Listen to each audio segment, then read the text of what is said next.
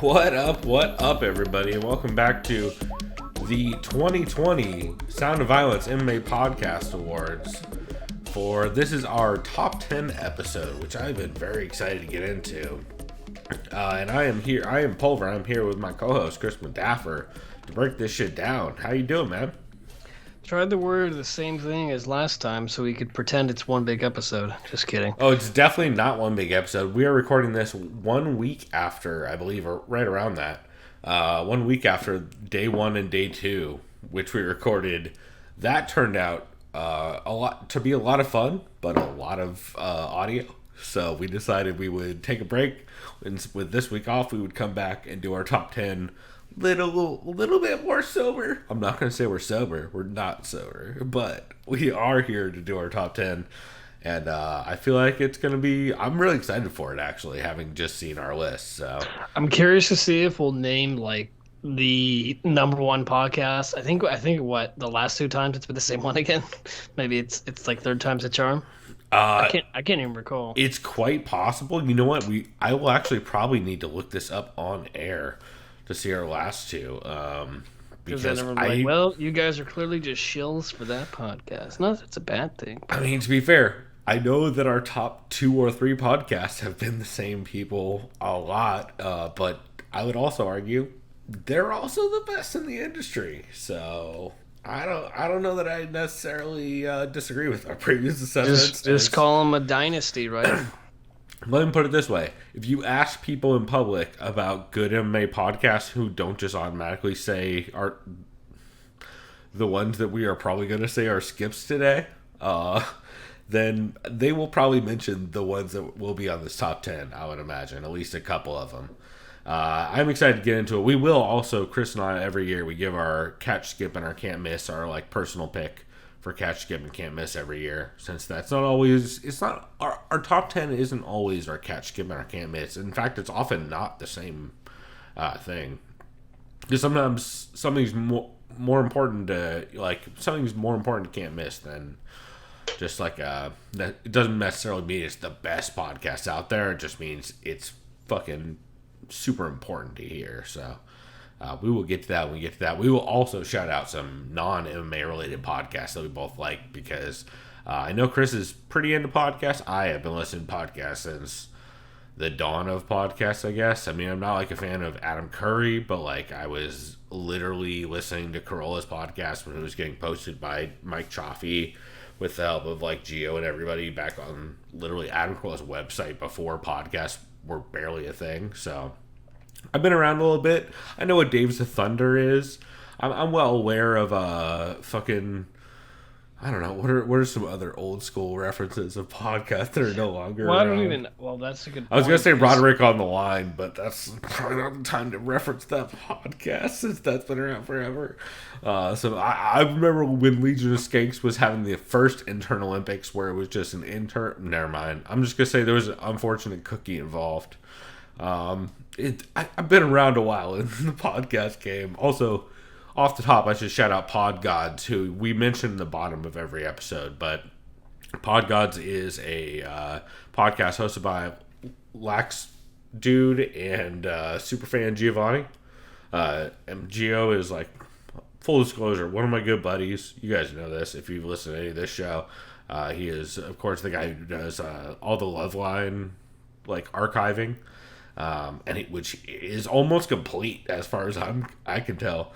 He's completed a whole bunch of years, and it's fucking legendary work. But of course, he's also been largely involved in the Adam Carolla stuff. And Lax Dude is a secret Canadian who knows everything, but is very secret. I think he might be government, but he's like on the cool side of the government as of late. That dude is. He's also Canadian and like very, very. He might be the snarkiest Canadian of all time, which is maybe why I like him so much. But please go if you guys like podcasts. Our podcast would not exist without Pod Gods, which a phrase that might sound familiar. Pod Gods is a podcast about podcasts. Coming up in your mom's ass. One might even say if you've heard the theme song.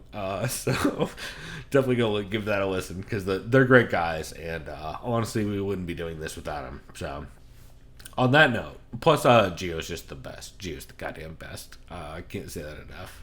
That dude has always been great to me. So on that note, Chris, before we get into anything else, what are you drinking tonight? And please tell me it's not more fucking Guinness in a can, bro. No, not doing that. Oh my god, Sean Sheehan, I'm sure we just posted that today when we're recording this, and I'm sure you're gonna get chewed out about that. He probably. I hope I didn't give him a stroke. Anyways, it's not beer. I'll have a beer later. Ooh, you drinking something fancy? No, just basic white girl shit. Having a seltzer. Ooh. But it's a seltzer I genuinely like because it doesn't really taste as like it doesn't taste like processed. Actually, like I'm sure. I mean, it says it's vegan, it's gluten free, low carb, all that. But that's all seltzers, by the way. Right. So it says on the marketing. That's how seltzer works. You're just You're just boozing carbonated. Okay. Anyway. Well, let me be clear. This says real fruit, not clear fruit. Which, whatever. If you want. Can I guess? Does the brewery's two initials start with B's? Yes, it does. I had a feeling. I've been wanting to try those, dude. It's a San Diego brewery. Yeah. Belching Beaver. I like Belching Beaver's hard seltzer a lot. I ended up just getting a tall can at Altadena. Right down the street from me. Dude, shouts out to Altadena, the only drive-through liquor store in San Diego, as far as I know. Yeah, and then they have like the 12 packs of these. They finally have 6 packs. But yeah, I like this. It's good. It's not. I mean, obviously, you've all tried White Claw and other ones like Truly. White Claw and Truly, to me, you get like a weird like I don't know if you call it like a metallic or like weird like aftertaste. I know what you mean. You don't get that with this, and that's why I like it. Yeah, it definitely tastes flat, for lack of not like this. Just tastes like refreshing to me. I don't know. Yeah, I've been wanting to try Belgian Beaver stuff. That doesn't surprise me at all because as much as flack as Belgian Beaver gets about like some of their marketing is like very lazy, and the whole Belgian Beaver thing is like not great and not aging great. But that being said, their peanut butter stout's still fucking incredible and a go-to. Like, if you're ever in San Diego and you don't get Belgian Beaver's peanut butter stout, that's a tough. You better have gotten somebody else's, because that is a beer that is very widely known and very, very accessible. You better at least get Cali Creamin' if you didn't get that. I know Cali Creamin's Mother Earth. But I know, but it's the same kind of beer where like if you don't like beer, those are the beers you will like. I'm telling you, they're sweet and they're delicious. But yeah, I've been wanting to try because all their like actual IPAs and stuff and all their fruited stuff has always been very good. So this one is passion fruit and guava. That's solid. Nice. I know they have some mixed cases too. Yeah. Yeah, they have like a blackberry one. They also have like a pineapple mango one. Dude, I keep wanting to try the Pog from Three Punks. Fuck, I never have that beer just because I'm not. I mean, you don't need. It's hard to get down to Three. Like, I'm not in Chula Vista that often. That's what I'm saying. I'm not in South Bay. Yeah, but I made the drive down there a couple times though, because Three Punks is dope as fuck. Dude, I wish I remember what happened to my mask from there. That was one of my favorites. Yeah, anyway, I am not drinking any of those. I am drinking Full Circle Brewing Company's, let's see, Cherry Stout again still, from the Stout Tapes collection. It's fucking delicious. It's really good. None of the metallic flavor that a lot of cherry stouts are kind of known for. I know I compared it to Bell's Cherry Stout last time, if I remember right. And it's definitely along those lines, but it's not nearly as metallic. It's much more like, I wouldn't say it's crazy fresh cherry notes, but like it's nowhere near like I always forget the name of the Blue Label. Is it Consecration? The Blue Label? No, it's not Consecration. It's the other one. It's the Blue Label Lost Abbey that has cherries. That's I can't remember. I can always butcher the name because I confuse the three of them. But anyway, it's nowhere near that brightness of cherry, but it's definitely like a solid cherry note in a stout. So I'm a big fan of it, and I would definitely pick it up if you see it around. Full Circle in general, I don't really fuck with milkshake IPAs is the only difference. Like they do a lot of milkshake IPA stuff, and like I don't know, milkshake like lactose IPAs are kind of weird. Like they were an interesting fad for the couple times I tried them, but I very quickly got over that shit. I can't say I'm really a fan of. They're too thick. Yep.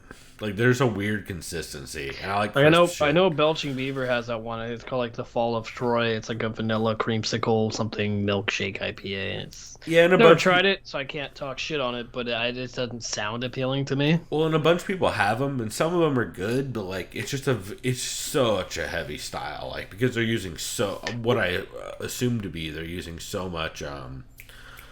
Oh my god, why can I not think of Chris, you and I bought it for your fucking hazy. What is it? Well, there's oat flakes, lactose powder, or milk powder. It's oats. It's all oats. Everybody uses a fuckload of oats in IPAs, or in hazies. So like I said, I'm way off topic, but this is a really good beer. And shouts to the Four Brewers glass. Four Brewers will come up later in this episode when we talk about non-MMA related stuff. But Chris, we should get into this. So what we've done now, let me go ahead and present we've taken our list of here. Let me pull up the actual number of podcasts we talked about this year. You guys probably got to see a flash of my background with fucking Miami Vice shit going on. That's great. Let's see. So we talked about a total this year of 162 different podcasts, and that was just the MMA related ones. We talked about a total of 75 guests. We talked about a total of 75 fighter guests, 76 non-fighter guests. We listened to a total of 81 new podcasts that we had not heard before 2020. And let's see. I think that's all my stats. I would reckon that 2020 was the year of most new startup podcasts just because of the fucking pandemic. There was also an end to a lot of podcasts. And I should say, we normally do an in memoriam section. We're not doing an in memoriam section just because this was a weird year, and I feel like a lot of podcasts that are on hiatus are not necessarily dead. That being said, though, I will say RIP to stuff like Fanatic Process's show on The Athletic. Actually, thank you. I kept trying. Yeah, I kept trying to say best camp of my life, and that which is her new show. Excuse me. But they're and also we should say Eurobash also ended this year, which is a big note. I think those are the big ones. Oh, Brendan Fitch changed his podcast, ended his podcast, started his podcast, and changed the name of his podcast this year. Jack Slack changed the name of his podcast.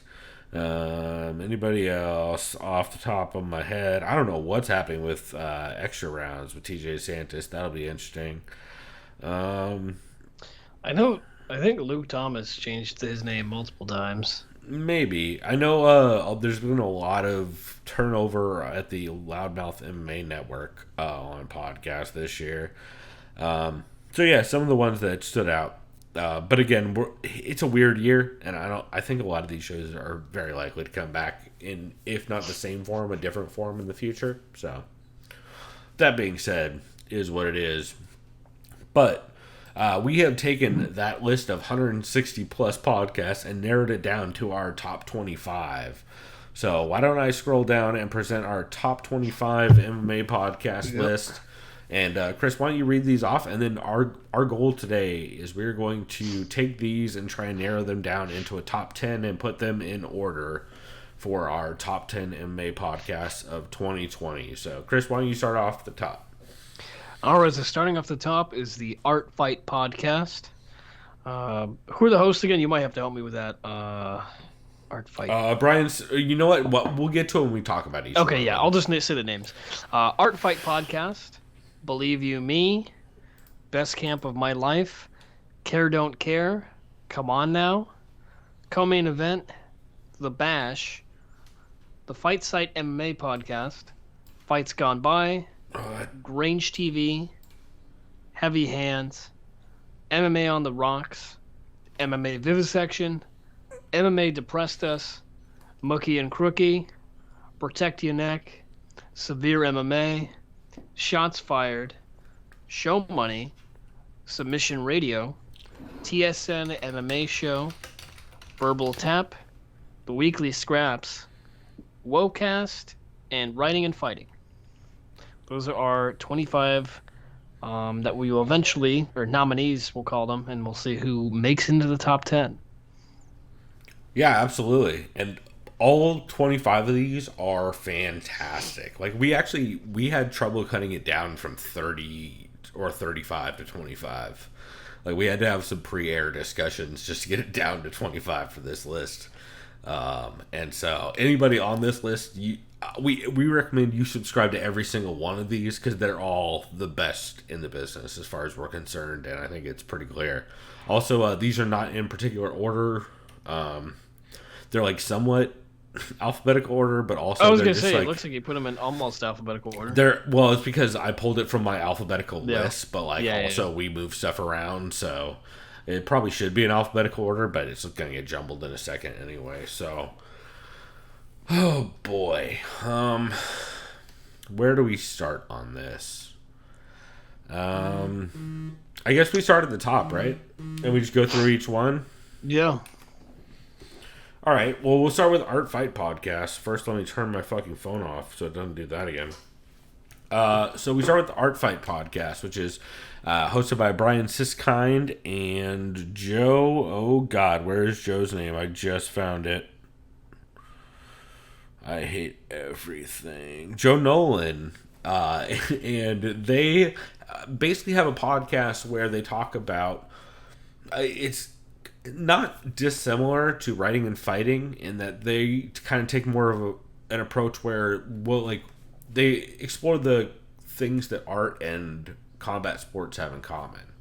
And so it's always really, because I believe one of them is an artist and the other one's a musician, and so they take that background into combat sports discussions and they kind of just explore, because getting good at anything is getting good at anything, right? And expertise is expertise. So people who've just spent crazy amount of time getting very good at an art or just a thing, it's interesting to kind of compare and contrast the differences in that. And that's kind of what a lot of this show is about. A lot of really, really good guest spots. The ones that stand out to me off the top of my head are, the one that stands out probably... There's a lot of them that stand out to me. I really liked a lot of the discussions that they sat in on, number one, for Nancy Kidder's podcast. But they also had a ton of good ones. Their episode 100 podcast they had with, it was basically like a kind of a reunion for The Athletic. I believe it was Chuck Mendenhall and Fernando Praches. As well as, I know some other people swung by. That was a lot of fun. They've had Chris Rini on, who, of course, we're huge fans of. And they've just had a ton of good episodes throughout the year. So I'm a big fan of theirs for sure. And we're going to have to keep moving on to each one. So, Chris, why don't you talk a little bit about Believe You Me, which I know we've discussed a little bit about all of these award shows, but...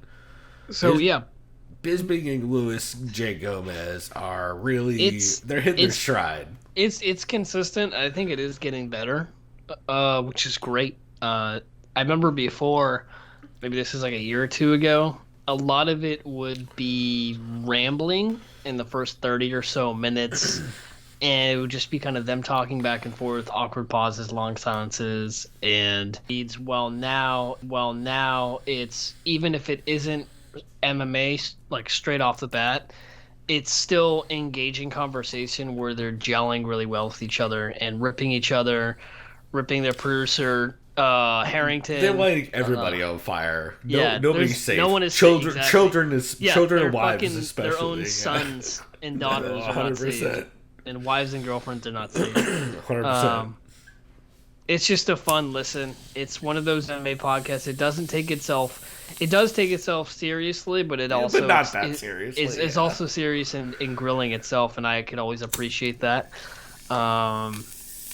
And it's fun because I feel like there's always timing of you listen to an episode of this podcast and maybe your day or so later, Michael Bisping is absolutely roasting someone or shitting on some dumb take on Twitter, just like you probably saw what he did to, I'll say it, Dylan Dennis. I don't know if you saw that tweet. That was pretty great. Oh yeah, where he lit dude on fire for fighting twice in 3 years. Yeah. and Luke being 1-1 or whatever he is. Yeah. Yep. Yeah, so, it's really good. Yeah, always a fun listen. Let's see. Up next, we got Best Camp of My Life. Have you listened to much of Fernando Proces's new show? I have listened to multiple times, admittedly, near the end of 2020. I didn't really. It didn't start until like 3/4 of the way through, probably. I think. Yeah, I think it's only a handful of episodes in, like 15, 20. But I like the format. If I recall correctly, it's usually between 20 to 30 minutes. It can vary depending on the guest. I know some of the longer interview ones definitely go towards an hour plus, but I like it though because it's not monologue-y, but it's almost like anecdotal in the way she presents like her talking points, and she's definitely also preps like a motherfucker, and then presents it very, very cleverly. I like it because she'll say one thing, she's like, well, now that I've said that, theoretically speaking, if I didn't talk about it later, blah, blah, blah, blah, here's what I'm really trying to fucking say. So I like her speaking style. Also, one of the best intros of a podcast in the business, probably. And especially of how good her English is for being a non-native English speaker. Don't you feel bad? I don't want to say it's her second language because I don't know what her second language is. Don't you feel bad about how bad our English is in comparison to Fernanda? It's kind of embarrassing. Talking about speaking English, B? Yeah, English, B. Speaking of folks who actually... That's right, English, B. Yeah. Speaking of certain podcasters, like, hey, wow. You're right. We forgot one on this list. Yeah. Terrible. No. Fuck that guy. Yeah, good on Fernanda Proches. She's always bringing a good insight to not just mixed martial arts, but the important parts of mixed martial arts in the media. Women empowerment. And just whether it's MMA or just in women journalists, as far as just the world of journalism, especially in her, and I don't know if she currently resides in Brazil. I was going to say her home country of Brazil. Until recently, I believe she just moved. But she's definitely an important voice for MMA journalism, generally speaking. And just an important voice in the community as a whole. Yeah. Like, we need more people like her. We've been saying that since her podcast, before her podcast started, and I believe we were one of the people trying to egg her on to do a podcast for a long time. So, we are always going to be listening to it, and we are big Fernanda stands here. Don't let it be unknown. Speaking of standing podcasts, Chris, I feel like I don't talk about how my love of Care Don't Care enough. So I have not listened to this in a while, and it's so good, dude. I used to do it all the time before every card, because to me, this podcast is important. It's important for any fan of MMA, but it's really important for casuals. If there are casuals, 100%. Yeah, if you're not watching every single fight, this is the show you need to subscribe to above everything. You need to listen to this before every card. Yeah, because you just get a deeper insight into just the fighters. The fights that are not only relevant, but why certain people at all care, right? And that's because what Eugene is about, and Steffi, they both break down marketability of said fighter, their draw power, right? And right. Also, go ahead. Also, I was going to say also where they're at on the card, and then also since John Nash is now the regular third chair, he brings in the John Nash scale, which is mostly about relevance, how relevant is it to the division. That's why you got the John Nash relevancy scale, which is been a big game changer in that, since for Nate Wilcox for a long time there stopped caring about every single fight. So. Made that show kind of fun, but kind of weird. But yeah, it's interesting to hear. Also, shouts out to John Nash's alternate account that does the tallies every week that makes him win somehow over John and Steffi, or over Eugene and Steffi. Yeah, no, that show is just a lot of fun, and it is not the most MMA related show. They will go way off topic and talk about crazy shit, but man, is it a blast. Well, based on political stuff that's been unfortunately happening in certain parties of the United States, they definitely have a lot more to talk about continuing throughout just this entire goddamn month. I know they try and keep most of that to if the shoes fit. But, if the shoes fit. But it seeps in here and there. But overall though, Care Don't Care is a lot of fun. Speaking of political stuff seeping in here and there, Come On Now, the podcast hosted by Trent Reinsmith of it's his own independent podcast, and then Bloody Elbow also does a best of version of it. Which, if you guys don't want to listen to like a daily 20 to 30 minute version from Trent, highly recommend subscribing to the Bloody Elbow version, which is basically a summary. Trent Reinsmith is doing a very good job of just being an MMA journalist. If you just go ahead and look at just any tweet of his, doesn't matter. Look at the replies. Yeah. Also, the fact that Dana White constantly references him but refuses to use his name. That's always a good sign. That's how you know you're doing. You're doing something good. I actually should put him on notifications. I think about it on my personal Twitter here. There you go. I definitely have Kareem on mine. All right. Before we get into this next one, because I feel like we already talked about it, actually, here we go. So, Trent Reinsmith's podcast, the main thing it's a day-to-day, just straight journalism podcast. Like, Trent, every day, puts out an episode where he discusses the difficult shit happening in the sport. Whether it is the questionable testing protocols, whether it's Dana not wearing masks, whether it's crazy shit people are saying, whether it's positive stories like Dustin Poirier's charities, whether it's fights getting canceled, whether it's athletic commissions making law changes. It's just day-to-day shit. And he asks questions I often find myself either wondering or being like, holy shit, I didn't even think about that.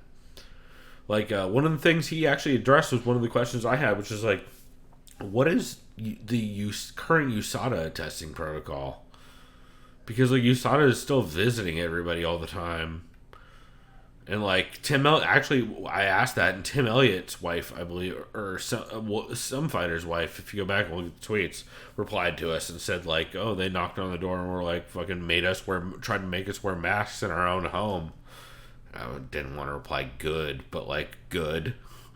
They should be, because they're going to other people's homes too. So everybody should be wearing masks all the fucking time in those exchanges. I'm trying to remember who was the guy that pulled a gun on you. It wasn't Tim Elliott. I want to take that back because Tim Elliott's not married. It was somebody though. I forgot who was the guy that pulled a gun on you. Was that Johnny Hendricks? No, that wasn't Johnny Hendricks. No, it was somebody in California though. I remember that. I forget who it was off the top of my head, but yeah.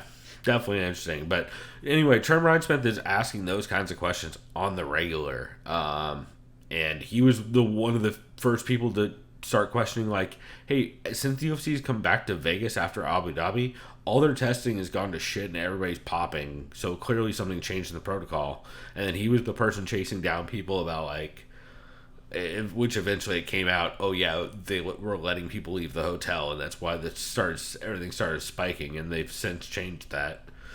He was also the guy who was chasing down a lot of the stories about people not only signing the journalism document, the waiver to say I'm not a journalist, essentially. Drop your integrity off into this bin. Yeah. He also has been covering in depth a lot of the Ali stuff and the stuff Kareem's talking about. So it's if you are all interested in like that kind of business side of the sport and the questions people should be asking as journalists, until Kareem starts a podcast, Come On Now has got to be up there on that list. So definitely recommend giving that a listen. All right, next up, we have the Co-Main Event podcast, hosted by MMA journalists Ben Folks and Chad Dundas, both who write for The Athletic, if I recall correctly. Ben Folks Maybe still does. Chad Dundas no longer does. That's right. Thank you. Okay. Although Chad Dundas has gone on to produce a fucking fantastic podcast, which we will talk about later in this episode. So the Co-Main Event podcast, you and I have been, you've been listening to them longer than I have, but and a lot of people have been listening to them longer than I have as well, because they've been around forever. If there's a mainstay in the sport of just the most solid podcast, they are probably up there. Haven't they been around since like 2011 or something crazy like that? I mean, they're on episode 400 something, right? So, yeah, they've been around for a long time. Anyways, yeah, they're consistently good. Their podcast, consistently one of the best, I would say. Yeah, they probably have just one of the best formatted podcasts as well too, and just how their segments are and how they're able to transition well. Yep. Also, some of the best regular guests. Sir Nigel might be my favorite. We use Sir Nigel on our intro for every goddamn show we do. How about that? That's how much I love Sir Nigel. Yep. Which by the way, I pirated off their one of the live streams. I asked a question, like, I believe they were doing a live stream of one of the commentary cards they were doing, like one of the affliction cards. Yeah, and it's like, it's Sir Nigel. By the sound of violence. Yeah, exactly. Sir Nigel made it like did a dumb tweet, and I liked it. And he's like, "Ooh, liked by the sound of violence," which of course I had to pirate. So, cheers to the Co-Main Event podcast for not suing me into Bolivia by now, but. So yeah, I mean, we'll be talking about these guys. Yeah, they'll come up. I feel like talking too much about them now is overplaying our card. Yeah. A podcast that. So do we call this one? I mean, so they did reboot themselves. Yeah. Right? So we are only going to consider their new show, The Bash. However, I feel like we don't have to discredit previous Eurobash episodes this year because it's basically the same show. I will say I will give more credit to episodes after they left MMA fighting than before, just out of like it's more genuine to the show, because who knows how much of MMA fighting credentials played into guest booking and that kind of stuff.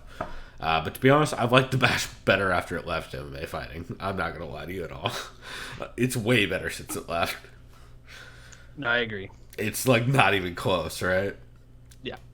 I feel like the last couple, like maybe the last month or two, I haven't found it as strong as before that, but that could also just be time of year stuff too. So, but really good episode. Pizzi and Niall are just a lot of fun. Super good. Probably, I think we referenced them more in our guest interview segment than anyone else. Like, we don't listen, I at least me nowadays, I don't listen to a lot of shows with a ton of fighter interviews. I don't know about you. You probably listen more than I do to this point. Fighter interviews, it depends. I'm pretty selective. I mean, like shows that are sort of like based upon fighter interviews kind of thing. Yeah, probably not. Yeah, it's probably just like them and Submission Radio are the main ones that we go to, right? Yeah, and then another podcast that was that's not on this list. We'll put it that way. Yeah. But yeah, overall though, I would say The Bash was a lot of fun this year. Like just off the Joanna and the just the European fighter interviews alone, the Graham Boylan stuff, was especially big, right? the Cage Warriors coverage. Yeah, that's what I'm saying. With Graham Boylan, Brendan Loughnane, yeah. Loughnane, excuse me. Had some fun interviews. It's off the top of my head. Jack Piotr Shore. Jan. Jack Shore. Yeah, Piotr Jan. Yep. Hermanson. Yeah. It's definitely, they had a lot of solid interviews this year for sure. And PC's always entertaining for sure. And it is good for European MMA fans as well. Just, I mean, I would even call it a top 2 MMA podcast in Europe. I agree. It's European MMA fans, they have it rough because all the fight cards are like starting at 1 a.m. and they go to like 4, or they start. Oh wait, well, it depends on how we categorize these. It might be a top 3 MMA podcast in Europe. Now that I think about it, depending on if we categorize half American shows as European. But yes, it is really good, and yeah, shouts out to all the people living not in America with the terrible time zone problems. That shit is, you guys are the true heroes, because I couldn't do that shit. Y'all can recall when I was living in Europe, remember I'd be like, hey, those what's Rotterdam up, Chris? cards. Like, yeah, it's like fucking 4 a.m. ready to watch a pay-per-view soon, I believe we watched a Pride card live like that. Well, you were in what was it, Rotterdam? It was Rotterdam, in the Netherlands, yeah. I believe, that fun times. That was a boy, I can't believe I left that on the internet. If you guys want to hear something probably irresponsible, don't look that up. Oh, yeah. I can't, I mean, you'd have to remind me, but... I'll remind you off air. Let's just say... well, no shit. Let's just say it was G6 related. Alright. Long-time listeners, we see you. Anyway, speaking of great MMA podcasts, and not speaking of G6, the Fight Sites MMA podcast was our best new MMA podcast this year. Yep. And it is definitely a contender on this list. And this is the thing. YouTube I like the platform. Just I like YouTube in general. I do like watching podcasts on YouTube when I'm focused on when I have the chance to. Yeah, when I'm on my computer and all that, but it is a little difficult to listen to if I want to do audio only, because if you turn off the screen on your iPhone, or I think even Android, you can't hear the audio anymore. Well, good news, Chris. You know you can subscribe to their podcast feed instead, right? Yeah, but see, I'm not that obvious, to that fact. For me, I'm always just going to their YouTube channel instead of this sounds like a you problem, not a them. Oh, it is. Yeah, no, it's all on me. I've just never said, "Oh, where's their feed?" Oh, I'll just go on YouTube. I'm lazy. Pro tip: if you just search in your podcast player the Fight Site MMA podcast, it'll show up, or just the Fight Site. Also, it's the fight-site.com. Pro tip. But to be fair, I think it is one of those podcasts, so I do like being able to see who's talking. It's kind of more like a panel. Yeah, I definitely enjoy. Well, it depends. As of recently, since they've started switching up a bit more, I definitely enjoy when they're doing video. But I almost always prefer video if I can, since I work from home nowadays. Since I'm like in the billing side of the medical industry and all that shit. So I am. This is my workspace most of the time. Just a 90-degree angle difference, so it's easy for me to have like whatever on in the background with them on video. But it's just I had such a good time with that show this year. Danny Martin, of course, hosting with Saram. I'm not even gonna try and butcher Saram's last name. It starts with an M, I'll tell you that, and he's a great dude. But I'm not gonna do that to him. And then just recently, Danny Martin. Well, then oftentimes they have a guest, whether it be Haxerized, who guests a ton this year, or anybody from any of the Fight Side dudes to I know Dan Tom guested on some later episodes and stuff like that. So just really good in general. I know Danny Martin just recently actually left the Fight Site since he's pursuing more noble pursuits in like the medical industry and shit, which big props to that dude. So I know Ed Gallo just recently took over in the last week or two. So that's I don't know, it won't at all affect where it ranks, but something to note about it. But yeah, it's not changing the quality at all, because it's just as good, and we've been mentioning it oftentimes since. Yeah, really good and worth subscribing to for sure. Chris, this next one is one that, again, changed names just recently. However, really, really good. Like, always a contender, right? Always, because I mean, who doesn't like British humor and just a dark sense of humor when it comes to this? I won't say degrading, but just teasing certain fighters or just kind of. I will go ahead and go on record saying the 3 funniest British people in MMA podcasting is Phil McKenzie, Kyle McLaughlin, and 100% Jack Slack. It's not even close. It's not even close. Like, Michael Bisping is wishing and praying he could touch that list, but it's not even close. Say, what you talking about, baby boy, doggy? That's right, doggy. Michael Bisping out there doing yard workouts with the homeless dude. But yeah, Jack Slack's always been solid. He still is solid. Yeah. Good Also, fight breakdowns. Pro tip: he did change his podcast name to the Jack Slack MMA or the Jack Slack podcast. If you guys did not pick up on that, and if you're having trouble finding it, that would be why. To be fair, you shouldn't be having trouble because I had more trouble finding fights gone by under his name than you will finding his name. I would assume. Yeah, now that I remember, I think like just his. It was bad SEO. Yeah, that and his podcast logo or artwork. It would just. I love that thing, but yeah, it's cool, but it just says literally Jack Slack on it with like as a signature with like the boxing glove. Jack Slack as well. If you are a boxing fan, he does do fight breakdowns for the big boxing cards still, I believe. Also, his Patreon is not to be slept on. I know we didn't talk about it much because he hasn't been putting out a ton of new content, but a lot of his old content, like we talked about the Boxer Rebellion piece that he put out a clip of, was fucking incredible. And I was subscribed to him in the past. So I still want to go back and listen to some of that stuff, but yeah, man. I mean, easily one of the better podcasts in the game. Speaking of which, you want to keep going with Grange TV? Yep, Grange TV. Robert Whittaker is no longer with his head coach. Fabricio Ite? Is it Ite? Fab. Yeah. Fab. Yeah, Fab. So now it's just Fab and... Fuck, what's his name? It's Fab and Guest most of the time, and then I forget the producer's name. I still enjoy this podcast very much. Yeah, I like Fab. He's a good interviewer. Insightful breakdowns. He's a good interviewer. Lets his guests talk. You can tell that, like, the fighters who he interviews like him too. Like, you can tell they've trained with him a bit and they like get along with him and stuff.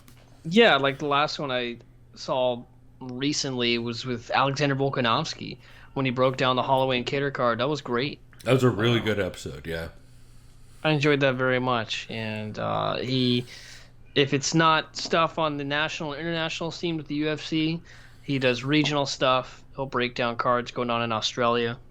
I could tell he's a pioneer. He's an important figurehead in mixed martial arts in the Oceania, if I guess that's how you call it for Australia and New Zealand. So shouts out to him. Yeah, absolutely. Just a ton of fun.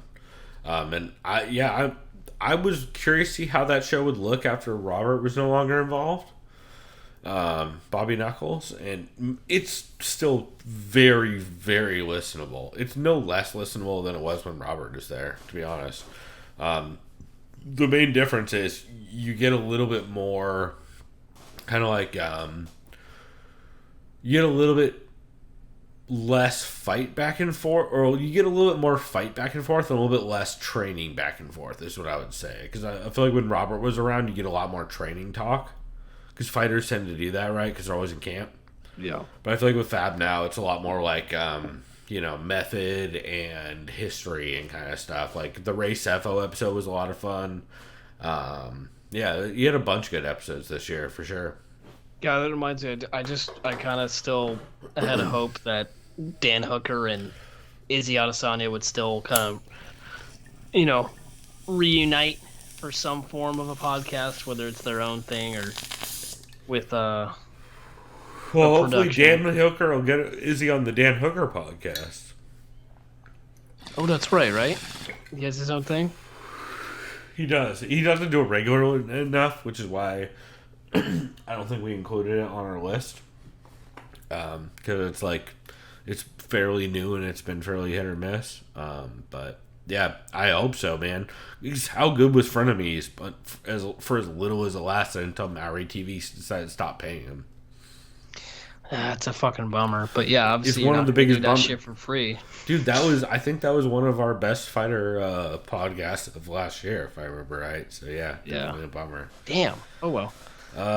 Speaking of great podcasts from last year that are still great this year, Heavy Hands.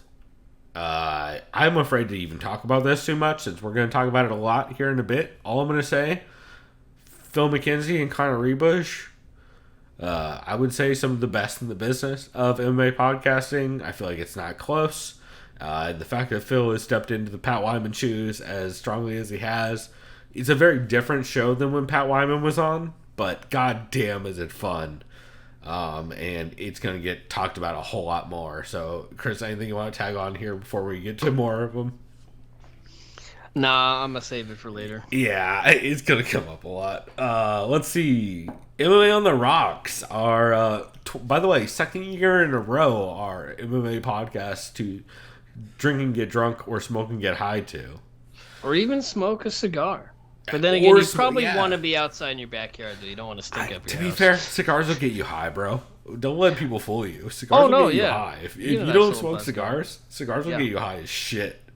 Yeah. Especially like Maduros and shit. You gotta be careful with cigars. They'll fuck you up if you're not watching. It's funny. My brother still gets, and he's had this subscription for a while.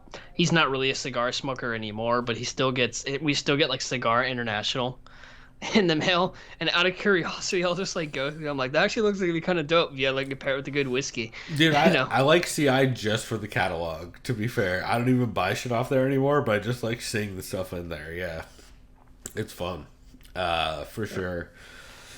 Yeah, well, we're gonna so MMA on the Rocks is Bill Welker and Jeff the Animal Wilson.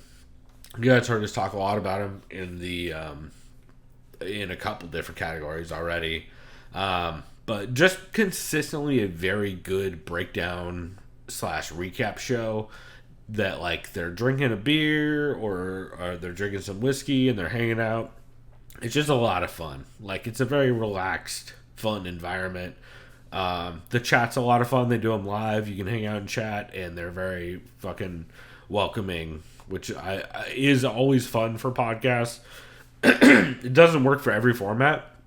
But for formats like theirs, or I feel like some of the formats we do, it like, you know, it works. It works to have people drop in and just talk shit.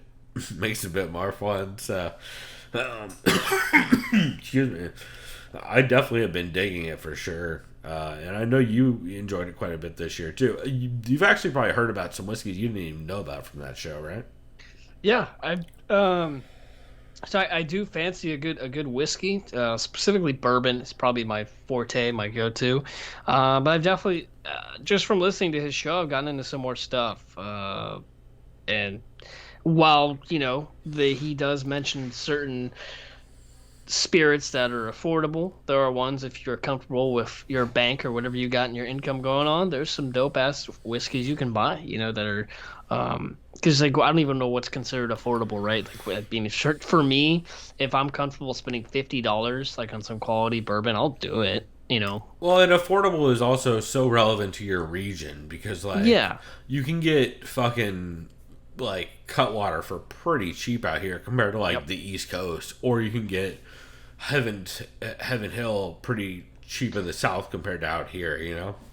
So it's all kind of relative. Because I think you brought up the point, too. When's the last time you saw Heaven's Hill out here? Oh, dude, I have to ship it from New York, which, again, shouts out to Astor Wines. So, by the way, if I were to guess, if you were to say, hey, where can you find Heaven's Hill in San Diego? I would probably guess maybe Keg and Bottle in La Jolla because their specialty is bourbons and whiskeys. Maybe. I would say you could probably... There's also a liquor store down in downtown that's really good on beers that you might be able to find it at. But you're still gonna get a massive up price from because Heaven Hill just flat Heaven Hill bourbon is like $12-13 a bottle, and it's or maybe 14, and it's fucking delicious. Like it's way better than every other bottle of like cheap whiskey. So, I mean, I don't know if you guys know me. I'm not buying high. Like I will buy high end whiskey. But I also always have like a bottle of Jim Beam, and I also always have a bottle of Svedka. You know what I mean? You have to. Yeah. Well, if you're gonna be a professional alcoholic like me, yeah, 100%. As I believe Matt Wells low key threw that out there. It's like, oh, for all you all you professional drinkers, alcoholics, which we out here. We doing it. Speaking of shows that are good with booze, but that don't require them, MMA Vivisection. Yeah. Vivisection with Bloody Elbows, Zane Simon, and Connor Rebush is with Bloody Elbow still, right? Kind of? No? I believe so. But yeah, I mean, I know that show is specifically hosted by Bloody Elbow, and it's my go-to breakdown show. Well, it's one of my go-to breakdown shows, I should say. It's the one I listen to before we record most weeks. Like, as I'm prepping for a show and, like, cutting audio and getting things ready, I'm generally have that on in the background. Or if I don't get to it then, it's the thing I listen to in prep for the in prep of the card before it starts on Saturday. If I could only listen to one breakdown show every week, it would be hard not to pick the MMA section.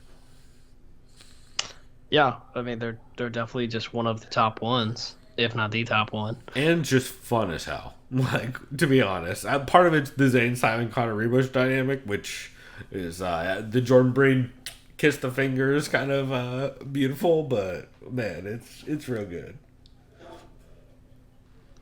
And then after that, we have another one, which is both of these gentlemen as well, right? That's right, as well as Phil McKenzie. Yep. In the MMA Depressus. Which is a show where the three of them go back and watch. They watch along with the listener, if you would. I mean, it's encouraged that you do so you see what the hell's going on. Yeah, if you're not a goddamn savage, you queue up with them, and you watch the fights along with them. They do generally 3 fights, and they are generally bad fights. I believe the original tagline was it was a good fight, a good fight, a good bad fight, and a bad fight, or something along those lines. It's changed a little bit since then. Because that's an impossible format. I haven't listened to that show specifically in a while.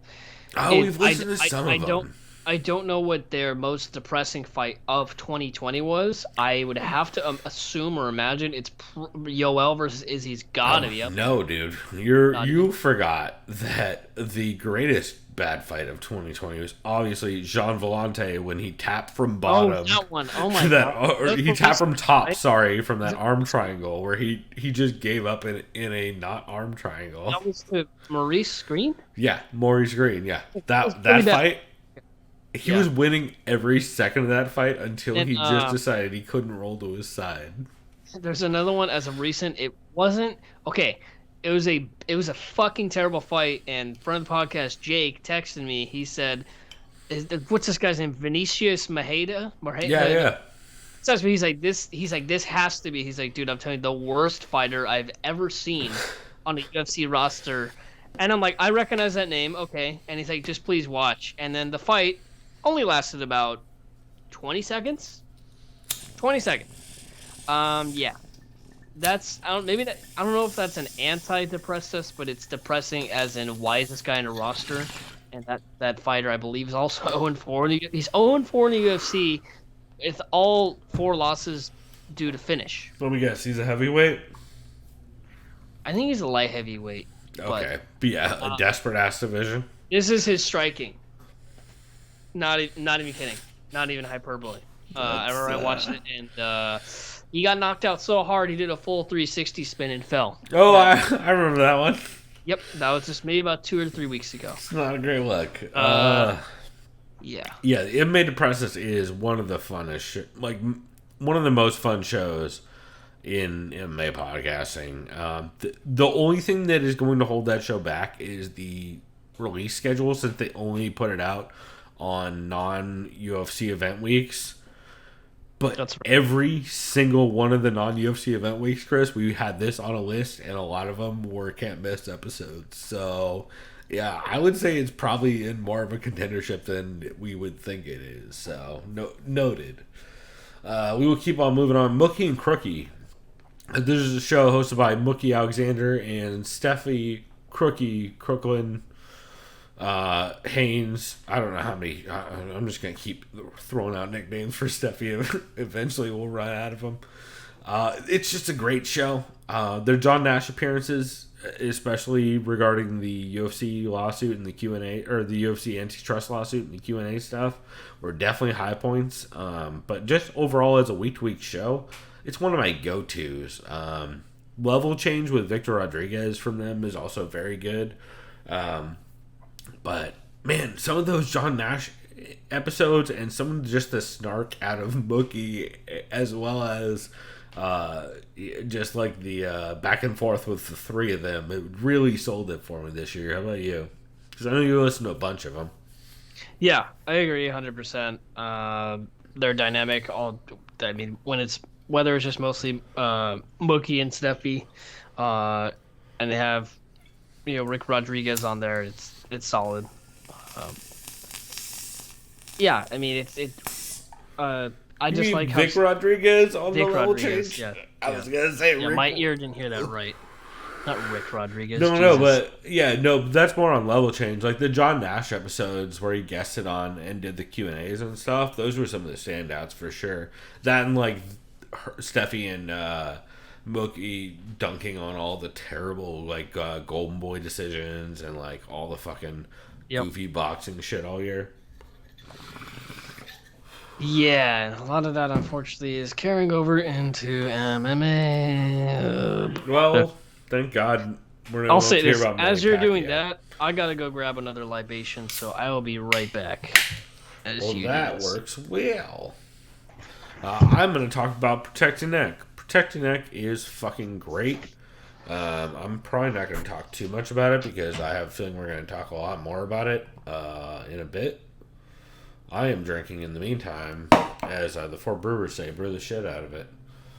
Here, I should give them an actual logo plug, right? Four Brewers Podcast, my top 3 beer podcasts easily. They're so goddamn fun, and they're such nice guys. John Holzer and all those dudes have been so nice to me over the years. I can't shout them out enough. Never actually met them in person, which is kind of crazy considering how close we are. But yeah, they've always been such good guys to me. Protecting Neck Podcast. Speaking of good dudes, god damn it, Dan Tom is maybe the best in the industry when it comes to just my favorite kind of people. Not that is at all relevant to this. I feel like the most important things about Dan Tom's podcast this year, number one, is breakdowns are always some of my favorites. I said that Vivisection is probably always my go-to, like my number one go-to for breakdowns. I feel like Dan Tom and the Fight Side Dudes are my number 2 and 3. Like, and actually, all 3 of these are in no particular order. To be honest, like, it's just the people I try to make sure I make time for every week to listen to their breakdowns of fights is always the Vivisection, Dan Tom, and the Fight Side Dudes. And yeah, I mean, Dan Tom's preview shows are not only hilarious. I mean, we mentioned, I believe, last time when he did we mentioned the intro song for the UFC, the recent UFC pay-per-view with Conor McGregor, right? We mentioned that. I think so. I know we did. Well, what's funny is since it's been a week since I know we recapped last week, right? I don't actually even recall. I must have been fucked up. Yeah, we recorded it after that. So, it's been a crazy week. Because Chris and I have been going back and forth about podcasts, and like, I've been editing all week, so we're all fucked up on that. And I've been venting my frustrations of podcast coverage just this week alone. Oh, yeah. That's what... Dude, to be fair, though, did you see Believe You Me had GSP on this week? Yeah. Yeah, no, I listened to his let's not talk about it, because that's going to be on... We're going to talk about it next week. I already have it on I won't talk queue, about it now, but it was good, and it's still funny. It's fun seeing GSP with hair. It's almost like he's more vibrant and joyful now. Like, he's still the same GSP, but it's just kind of... And I know a lot of... I call him GS Pear now. Well, a lot of it had to do with him also filming a lot, specifically for... March 19th, for all you that have Disney Plus, Falcon and the Winter Soldier, another big Marvel project. Marvel Studios. He is one of the main villains and characters in that again. His character, Batroc the Leaper, from one of the Captain America films, is making a return. From Winter Soldier. From Winter Soldier, yeah. And GSP, I remember, I think he had an article in Variety. He talked about how, he said, keep an eye out for me. I'll be continuing a lot of stuff with Marvel Studios, and he says it's the most exciting thing he's done, and he said even more so than winning championships. Dude, please replace Gina Carano with GSP and everything. Please. Can we just make that happen? But fuck it, if he wows, or Julie Kedzie, you could replace Gina Carano with Julie Kedzie. I'd be happy with that. GSP in The Mandalorian season 3. Let's do it. That'd be great. Dude, GSP would be so good in The Mandalorian. Yeah, you already know that dude loves Star Wars. There's no way he doesn't love Star Wars. We know he loves aliens. And so, yeah, I feel like you're right, Chris. How the fuck is GSP not in a Star Wars film yet? Well, he's in I mean, if you're in a Marvel Studios project, you're already winning also. So, I mean, it's going to be nice when people will see him, because he gets exposure that way. So 100%. See, I would be feeling bad right now that we segued away from talking about Dan Tom's podcast, but we segued straight into MMA and film. Here's what I'm drinking this time around. Oh, Sapporo. I am drinking the Zoom Bar Stout from a brewery you guys might have heard of, New English, who is open for... Old English? Yeah, Old English. Old English, 100%. Let's see, where were we? Oh, right, we were talking about Protect Your Neck, which I feel like that was a great segue into and out of with all the Star Wars and GSP talk about films. I have a feeling Protect Neck come up again. Speaking of shows, I have a feeling. Oh, hey there. Hey, it's cool. I can cut it out. Oh, I just wonder if you want anything from the LIQ. No, I think I'm good. I'm having my libation right here. Chris, you want anything from the liquor store? I think I'm good, bro. Appreciate it, though. This is good. All right, appreciate cool. it. All right. Thanks, you the best, Kyle. That's hilarious. I'm not even gonna cut that. That was so much fun. Kyle's the best. Also, you guys actually heard Kyle on a bunch of our podcasts, and now you got to see him for once. Oh yeah. Let's see. Where were we? Right. So speaking of shows that are going to probably come up again, and we probably don't have to talk a lot about right now. Severe May with Shawnee Podcast, Sean Sheehan, and Graham McDonald. I mean, it is one of my go-to podcasts every single week. I know it is for you as well, right? Yeah, 100%. Sean does a great job. I think he's just always been a huge voice, not in just mixed martial arts, but just in coverage for Ireland. And as an independent voice, like that dude has no ties to anybody, and it allows him to speak openly. Like, while we all know Sean is a bit of a Connor homer and a homer for the Irish scene, dude, we're 100% San Diego homers. Like, it's totally acceptable. Yeah. And I remember too, even seeing some old footage of McGregor, like right even before he signed with the UFC, he's rocking Severe MMA. Oh, 100%. And like, I remember way back in the day, like, I mean, on the intro of the podcast is fucking old Connor quote about Severe MMA coming up with him. And like, dude, no, like, it's all about disclosing your biases, right? Because then your biases don't fucking matter if you disclose them. And like, I feel like Shawnee does a good bit of that. Plus, Sean is very critical as well. Like, I don't want to knock him credit for being critical as fuck about a lot of stuff, especially like as it's also weird in Ireland. You can't be as critical as in other countries about some of the stuff that have gone down. So, anyway, none of this is relevant at all to why that show is so fucking good, which is it's just so fucking good, dude.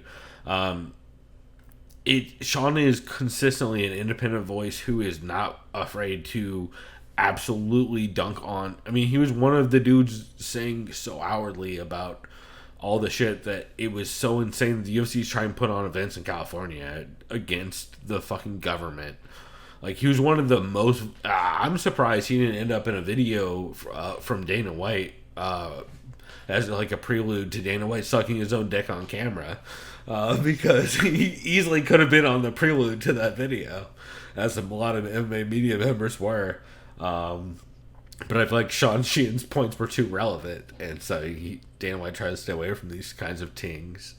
Yeah, man, Sean, especially with this COVID coverage and everything, I feel like he is... he really made a big difference this year in standing out as a dude who's not afraid to just say, like, yo, we're all not just going to pretend like this is all okay, that all this fucked up things are happening, right? Like, we're all going to speak out and be, like, adults about this. And so, yeah. Severe MMA is going to come up again. Speaking of shows that are going to come up again, Chris, you listened to a decent amount of Shots Fired this year, right? Yes, I have. And then, just like, you know how my brain always has... So I'm going to go ahead and tell you, Shots Fired is hosted by Mike G, Chisanga, and Kairos, and it is a lot of fun. It essentially bloomed out of Woe TV, which was Mike Morgan and Gina. Wocast, right? Yeah, sorry, what did I say? Woe TV? Yeah, the Wocast, from Woe TV. And that podcast kind of sprouted a panel discussion between Mike, Gina, and then they added Kairos and Chisanga, and it is easily one of the breakout shows of this year. We actually had it as one of the runner-ups for our best MMA podcast this year, or our best new MMA podcast this year. It honestly, it could have been in the running for a winner. Like, it's right up there. And so it is definitely worth checking out, and it will probably come up in this top discussion. Let's see. Who else we got? Show Money. I mean, we've talked a lot about Show Money, right? Yeah. It is Paul Gift, Jason Cruz, and John Nash, and they cover the financial side of the sport. They've been covering the all the antitrust the antitrust lawsuit, what's going on with that. They keep everyone updated as often as they can. Yep. Which is important. Just super informative. Or potential unionization. Yeah, a lot of talk also about just like antitrust ruling in general and how the changes in government might affect that. Also, a lot of discussions about the DAZN deal and Canelo stuff, since that's been a big legal point in the sport this year. So, definitely an interesting year for them, and always informative. I think they touched upon the Ryan Garcia Golden Boy stuff too as well, because I remember 100%. I'll admit it could, and I was a little out of the loop. I remember Garcia had stepped away from Golden Boy, or kind of had some sort of strained relationship with the Golden Boy. But I remember after he won his big fight against Luke Campbell, you see him hugging Oscar De La Hoya in the ring. So I'm like, well, what the fuck's going on? I don't know. Clearly, I don't know. That's for another time to discuss when we discuss boxing, which we do every once in a while. What I'm forced to, yeah. Well, mainly once when it's just like the mega fights, you know, that we're both interested in. You know, I'm not gonna try to tell you what to watch when it comes to boxing. I know, I'm just fucking with you. Honestly, I want to get more into boxing. I just wish I had the time to do it. Yeah, it's tough. I mean, I don't know. You got too many fucking hobbies is the problem. Speaking of hobbies, that's a bad segue. Speaking of cool Australians, we're not speaking about that, but we are now. Submission Radio, real good.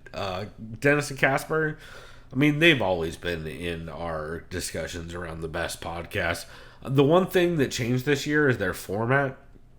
They've started breaking up their shows into like interview segments that are on YouTube, and it sucks.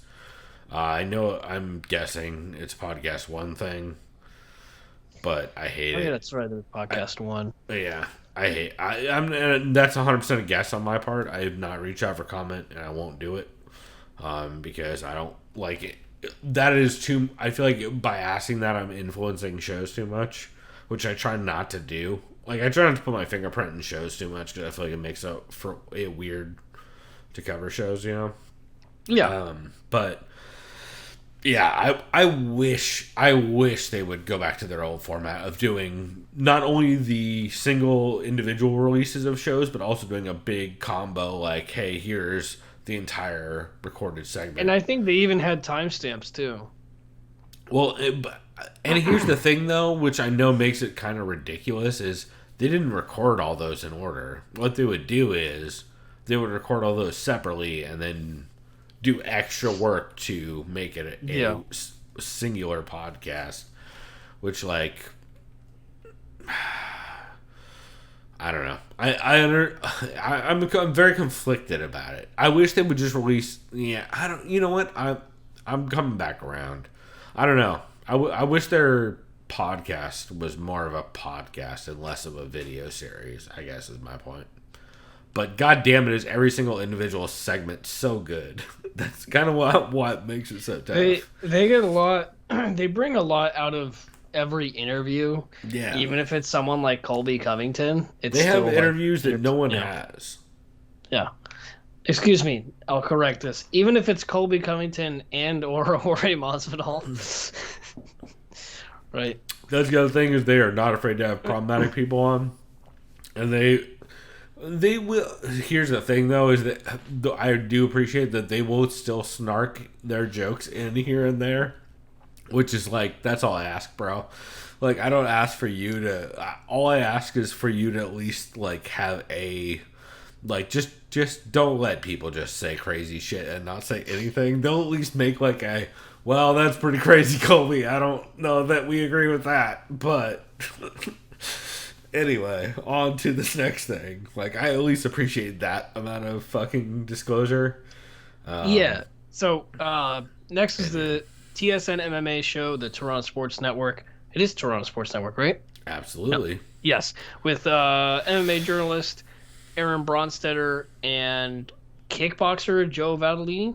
Yep. Kickboxer extraordinaire Joe Valtellini. Glory kickboxing champion. Yeah, I knew that's why I didn't. I was like, wait, which kickboxing promotions is he again? I'm like, I think it's Glory.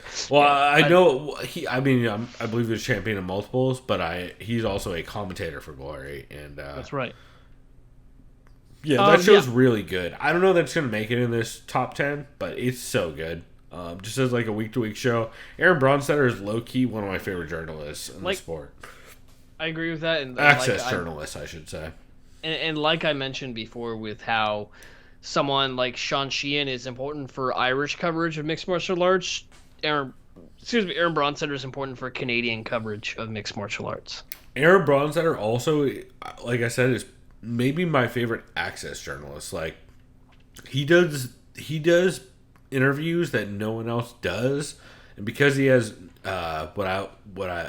I have Canadian friends who would refer to as Canadian sensibilities, as well as he also is very clever. Like, the most clever thing anyone's ever done with Dana is the "Hey Dana, give me odds on these questions" bit, because everyone knows Dana loves betting. And to give Dana a bunch of odds and make him answer questions he doesn't want to answer just because he loves odds is fucking so smart. So, yeah, it's really good. I will say, I feel like we didn't talk about this show quite as much as the other ones this year. So I don't know that it'll necessarily make top 10, but god damn it, is it one of the ones that I try and catch all the time. Also, very good interviews too, like high profile interviews, but also just questions you don't hear everywhere too. Yep. I'm a big fan of his. Verbal Tap. What do you know about Verbal Tap? I know that I've listened to it, but it's one of those where my brain is like, remind me.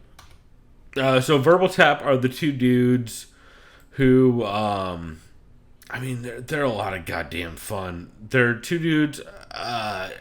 They kind of have a co-main event kind of vibe. Oh shit! What was Shit that? just exploded in the other room, evidently. Something popping off. No, they're two dudes, and I know one of them's named Kev. Raph. I had a panic attack and could not remember Raph's name. Raph and Kev host, and it is very much in like a co-main event kind of style. I'm not saying they cribbed it from co-main event because they've also have 441 episodes. So both of those shows started around the same time. And they're very different types of dudes. They're two dudes that are much more in the grappling scene.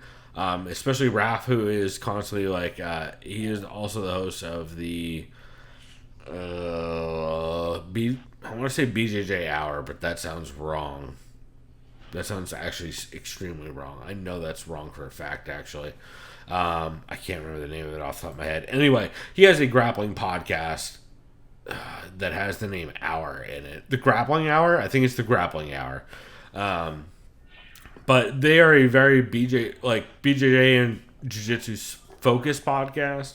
But they also will talk in depth about MMA every week. And it's just goofy as hell and a lot of fun. The Chase Hooper episode was so good. I believe you listened to that one, Chris. I think I had you listen to at least part of it, or at least a clip. They had on a bunch of people throughout the year that were a lot of fun. I've enjoyed it more and more as I've been listening, and it was definitely one of my standouts that I picked up on this year. So definitely big shouts to them, and yeah, I loved it. Chris has fucking.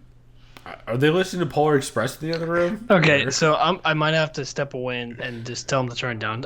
Here, you know what? We'll take a quick pause for the call. Because you know what it is? I know exactly what to listen to. It's Taking of Pelham 1-2-3 remake. That's hilarious. With Denzel Washington and John. I know for a fact that because I've seen that movie before. I have not seen that movie in so long. Holy shit. I forgot about watch. that. That's a cool movie, dude. I should watch that. It's a good movie. Again. No, it's a good movie. Yeah. Yeah. Holy shit. Okay, we're going to pause and we'll be right back after Chris takes Pelham 1-2-3 from their hands. So, we are back to continue with the last couple on this top 25 list, which is the Weekly Scraps, hosted by Aljamain Sterling, produced by Cody Marrow. Bantamweight title contender. That's right. Was a fight coming up, I believe. Is it the early March pay-per-view or is it the ending one? No, I think it's the March 6th one. Something like that. You would know better than me. Fucking stacked, yeah. But yes, I know him and current bantamweight champion Piotr Jan have been trading some words on Twitter. Yeah, excuse me. They both him like and to Ali Abdelaziz have been trading words. Wow. Yeah, possible. Yeah. Yeah, I'll just said he said I'm going to Habib you. I did see that. I also saw people being very happy about the verb Habib, which I feel like has been around for a bit. But yeah, overall, I mean, Weekly Scraps is, I believe, our best podcast hosted by an MMA fighter this year, right? Yes. Yeah. I agree. I think he takes that pretty much far and away. Very insightful podcast. He always has dope guests, whether it's his friends of his. Yeah, Steve Lee, Marab, Ali Quinto, all those guys. Yeah. Basically, a lot great previews, too, on cards. Yeah, a lot of fighters from the Longo Serra team. For sure. Then we got WoCast up next, which is the show that Mike Morgan and G, or aka Gina, host. And it is a lot of fun. I like it a lot. I feel like out of the two, you know what? It kind of depends. Like, I really like this show, but as much as I've listened to Shots Fired this year, I feel like that show has kind of caught my interest a bit more. But they're both very good for very different reasons. And Wocast, I will say, Wocast, two of the best voices in MMA podcasting. It's not even close. Like, if there was an MMA podcast that was broadcast during the Warriors movie, it would be hosted by Mike and G. It would be the Wocast. Like, if while the Warriors were trying to make it back after the Can You Dig It riot, Yep. If they were to listen to an MMA podcast, it would have been something from the Wocast.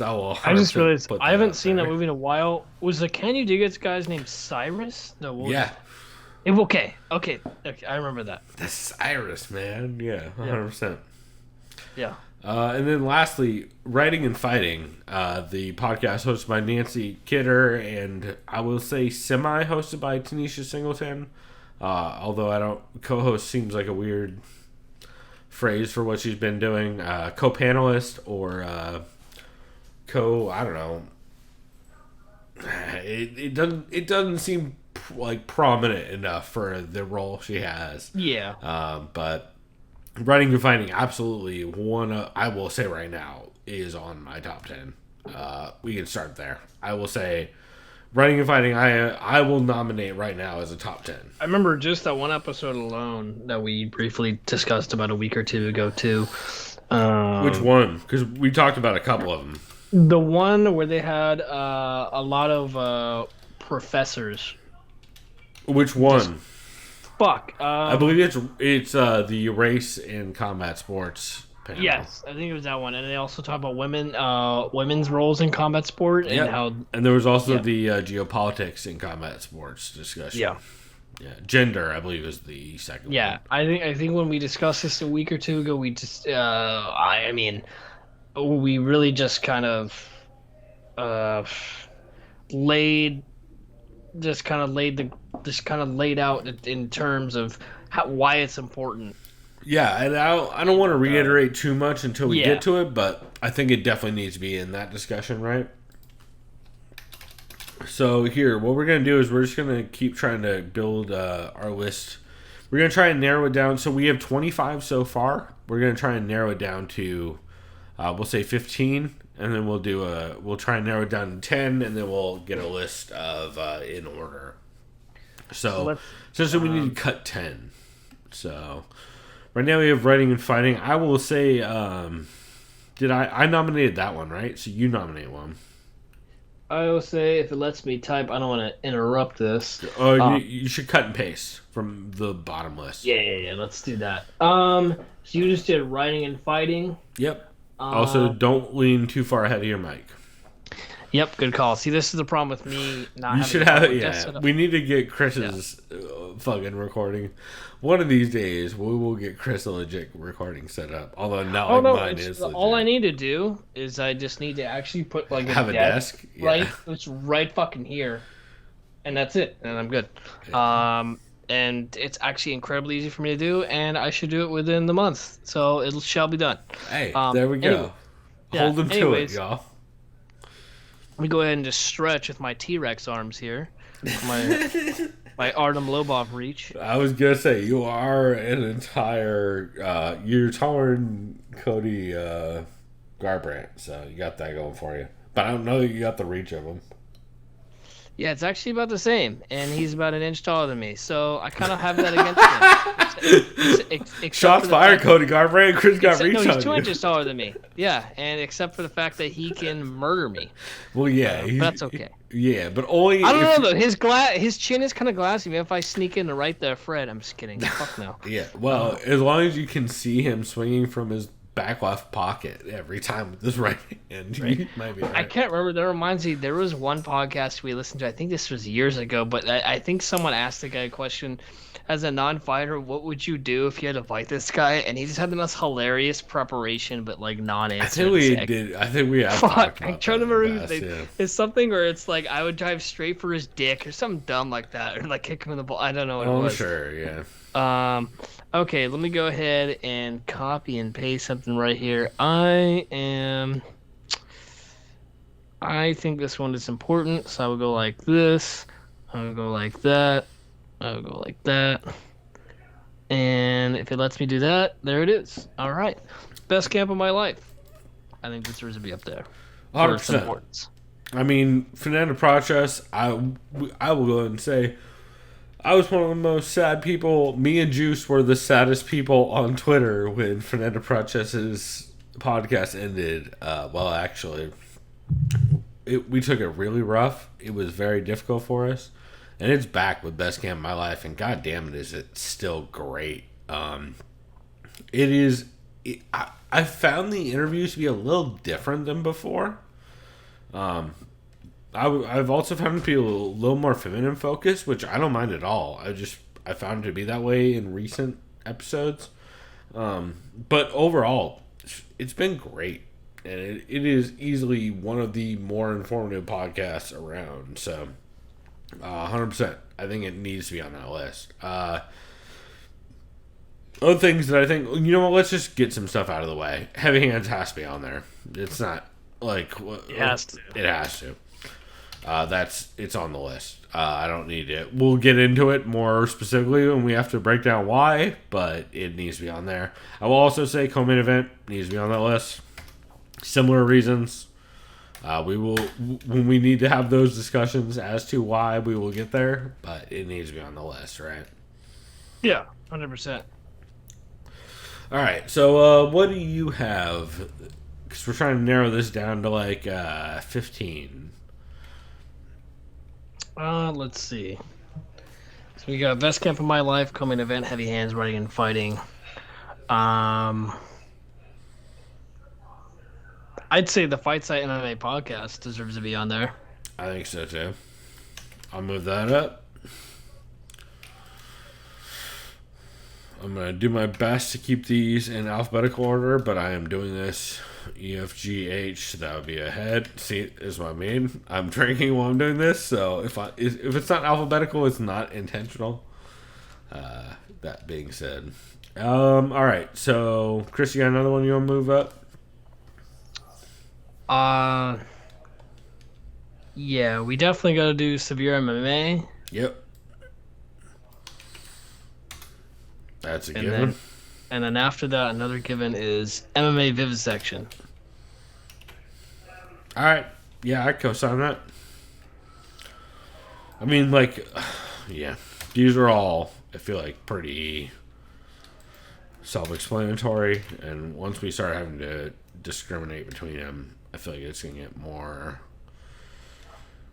brutal. Severe MMA, we already moved up. Protect Your Neck needs to be on there. That's a given for me. Why don't you pick one? I mean, Jack Slack. Oh, yeah, Fight Somebody needs to be there, for sure.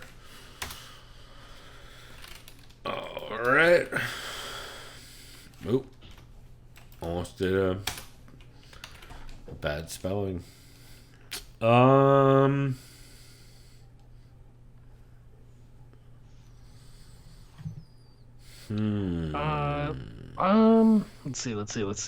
see. I feel like Show Money needs to be on there. Especially with what's going on currently with the antitrust lawsuit. And how they are like the most and prominent. Boxing coverage. Yeah, well, yeah. As far as boxing negotiation. Well, and just promotion. The influence they've had on the sport in the last year. Yeah, like I feel like they it at least needs to be in a top 15 discussion for sure.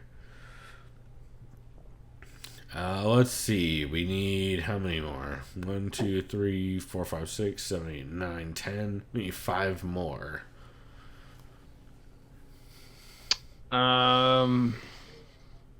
Oh, it starts getting really tough.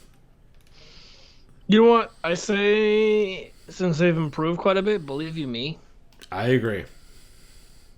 This year has been like one of their best years ever. They've had really good fighter guests too. And like just their content. Darren Till is good because he's also funny, but still discusses, fellow fucking middleweights. Well, and they've said horrible things on that show. Don't let it be. Don't let it. We're never co-signing the things any of these fucking people say on their shows. Especially Lewis. Like, holy shit. Yeah, no, 100%, 100%. Like, I've listened to a lot of Louis J. Gomez content. Let me put it that way.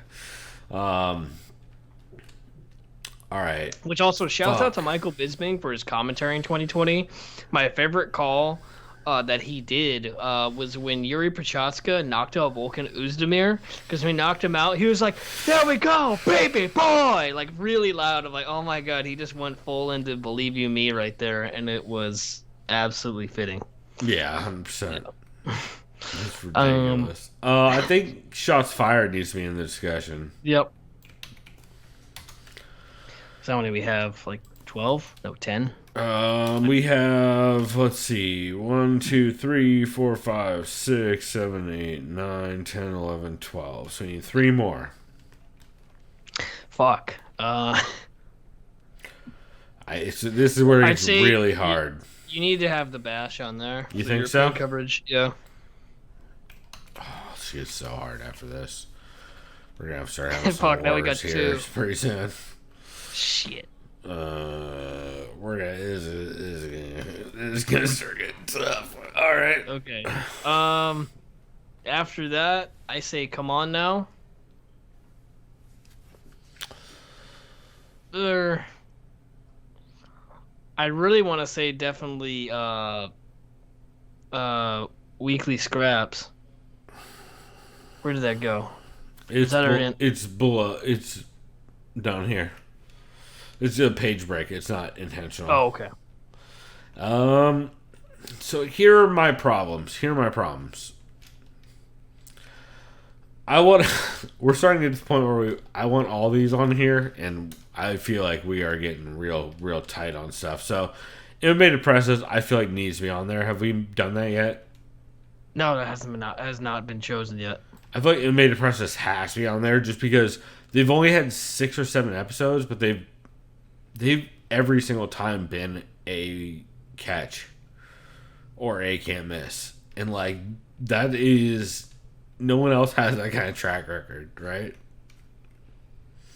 I mean, yeah, I think you're right. I think they're pretty consistent with that. Well, no, I can tell you by the numbers they are. Does that So here's the question I have for you, Chris. Does that qualify them for a top 15, even though they have like a tenth of the output of a lot of other outlets? I mean, that means it's just a given. I mean, based on the nature of their show, it's always going to be that way. Yeah. But the fact that they put out every single thing they put out, we talked about, I think that kind of qualifies them, right? I mean, that should automatically put him in the top 10. I think. Spoiler alert. I think it should at least qualify him for discussion on it. Yeah. So. Yeah. Okay. So we got that. So how many we got? 1, 2, 3, 4, 5, 6, 7, 8, 9, 10, 11, 12, 13, 14. Is that right? Yeah. We got one more. Okay. Oh, man. I have an idea of which one I want to pick.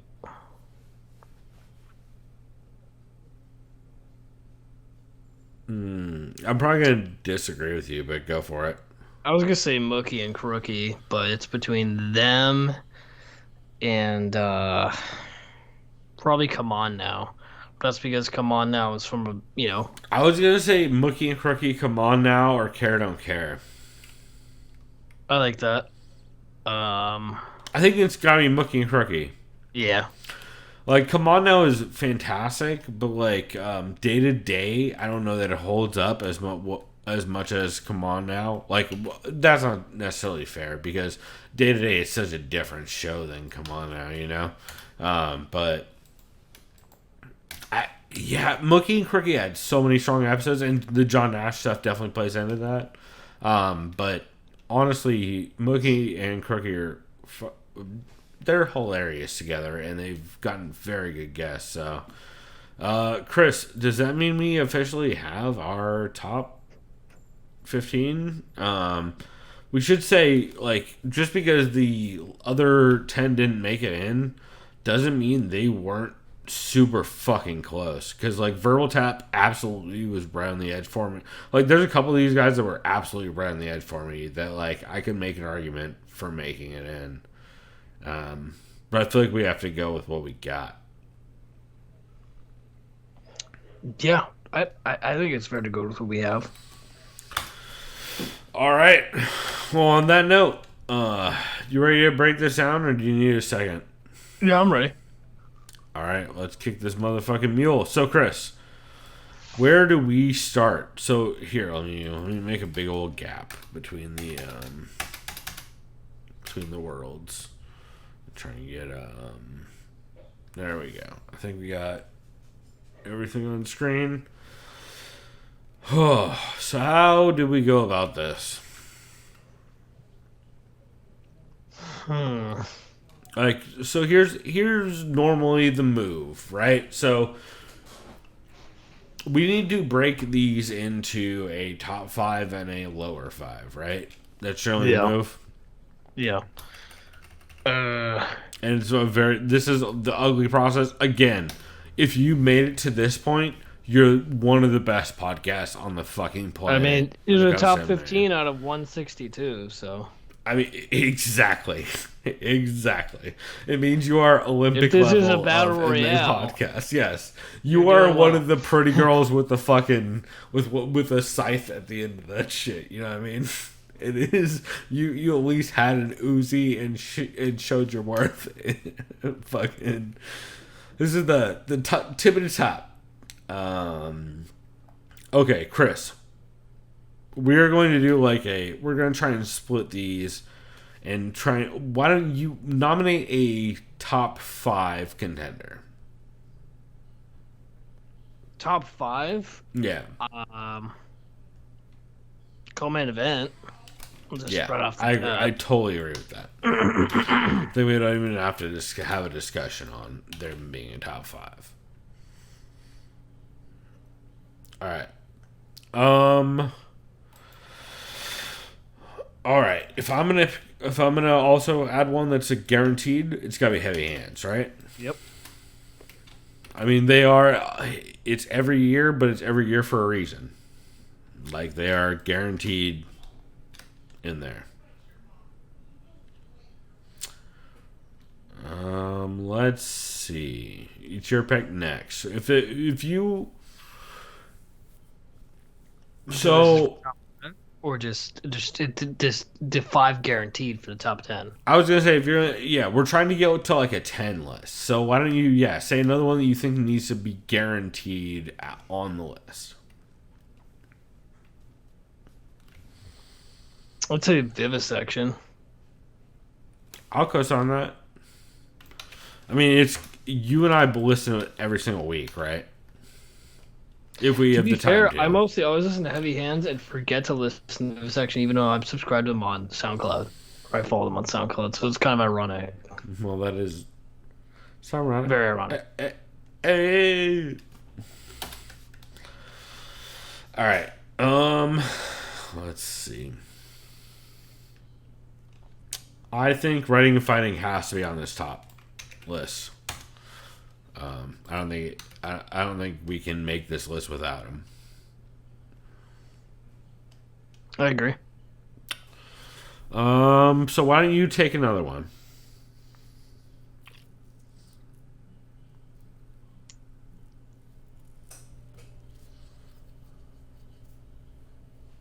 You know what? I'm gonna go with the Fight Site MMA podcast. I feel that.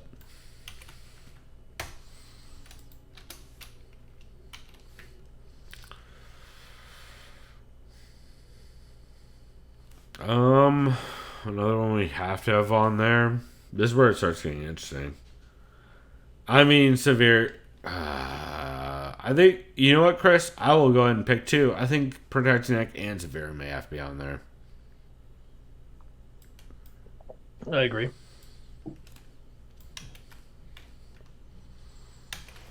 Just because I feel like the content they put out this year have, again, been super, not only responsible, which I feel like is an important thing this year, but have also been very informative and just uplifting in a lot of ways, which is also important this year. Man. So where are we at? 1, 2, 3, 4, 5, 6, 7. So we got 3 more. This is going to get tough.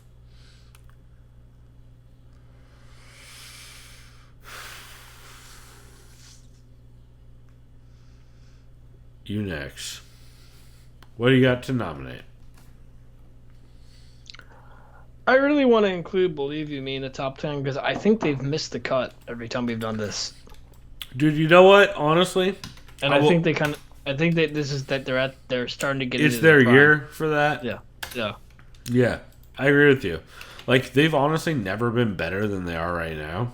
Yeah. And yeah, I will 100% agree with that. Well, they've done a good job at like doing. I don't want to say pop culture shit, but I remember the last one I listened to with GSP on it. They fucking started the episode of talking about. Oh well, that one doesn't qualify though. Well, that one doesn't qualify, but they have pop culture shit too to engage the audience in the intro instead of just talking about random shit like they used to. You know what I mean? And they've just been genuinely better at putting on shows. Like, and shouts out to Mike Harrington. Dude, Harrington is low key getting to be one of the better producers in MMA podcasting right now. Just through that very knowledgeable of just MMA in general. He'll like. Mike and Lewis will say something like, "No, he lost to this guy on this date." And they've both been training a lot. Yeah. Yeah, and Mike would be like, "Harrington, how the fuck do you know that, baby boy?" You know. Yeah, it's very good. I'm a big fan of it. All right, so we got 1, 2, 3, 4, 5, 6, 7, 8. We need 2 more. Fuck, this is tough. Oh well, I chose the last one. You get to choose one. This is so hard at this point, man. I hate this.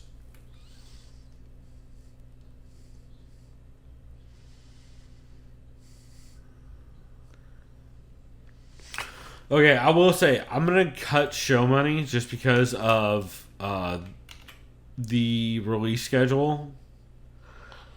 I feel like it hurts him just as like a top 10 MMA podcast. Like that's the reason why they're most informative. Not the reason why they are a top 10, right? Because they're not. They just can't, due to the nature of the show, it's not a week-to-week thing. Oh, this is where it gets tough, man. So here's the question. I have mine too. Well, before you do, I'm not no, but I mean you're gonna choose, but no. I mean, there's debates on all these still. Even when we get our top 10, we're still gonna do a round of checks on it. Yeah. Real last minute thing. Yeah. So here's my thing is, I don't know what to do with MMA Depressus. It's one of my favorite shows of all time, but they only put out a couple a year. But every single one of them is my fucking favorite. So, like, what does that mean for this list? Them as, I would put it as the honorable mention podcast of the year, if that's a thing. Yeah, it does. That is... Yeah. Yeah. Maybe just call it, like, this is one of our favorite podcasts year in, year out, but it doesn't qualify it. I think you're right. I think we can't give it to somebody who's not doing regular shows for this, right? It's not really fair to people who are doing regular shows. And honestly, it's as good as it is. It's not better than people who are like Milky and Crooky and Shots Fired. Both are more qualified than that, right? I'd say so. Ugh. Yeah, because all right.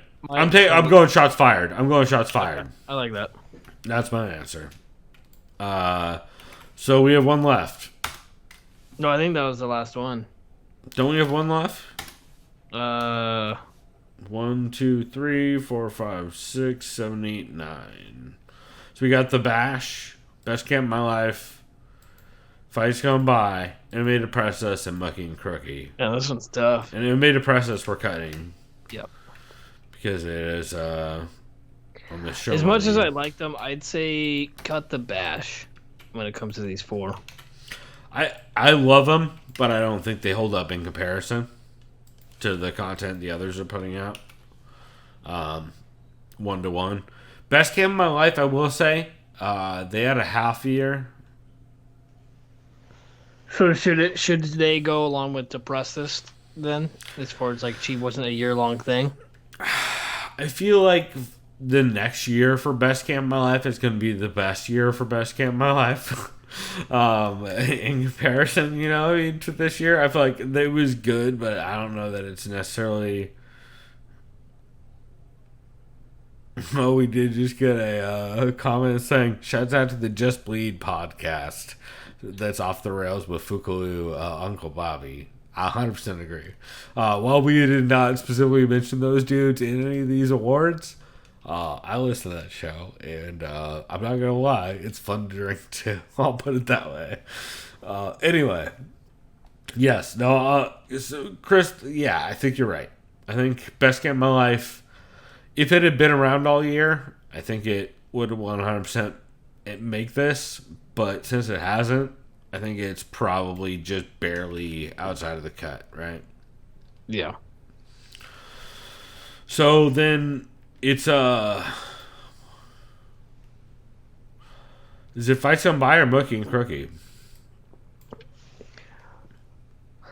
I'm pretty sure you're gonna say Milky and Crooky. I gotta go with that. As much as it's up to you, honestly. Because I feel like a lot of these other ones, I'd straight made the choice on. I honestly could go either way. And so I'm gonna let you take this one. I think I'll go Milky and Crooky on this one. It's two voices. They both are serious and, jovial, right? Or a little bit of kind of pitter patter with some sort of teasing of the fighters. Yeah, they'll definitely. It's like criticism. They're Jack willing to might play have around. the more sharp breakdowns as far as technique and all that. And there's nothing, and he's great at it. He always will be, especially when he writes on his subject or topic as well. But I think it's more important to include a duo. Yeah, and also I will stick with you on like a lot of the episodes this year. It feels like Jack kind of didn't give a fuck about as much. Whereas Milky and Crooky, a lot of the episodes where they wouldn't have given a fuck. Sorry, I'm tapping this because I flopped it over a little bit. I feel like a lot of the episodes Milky and Crooky had where they didn't get real crazy was because they specifically were kind of expecting what it was going to be, I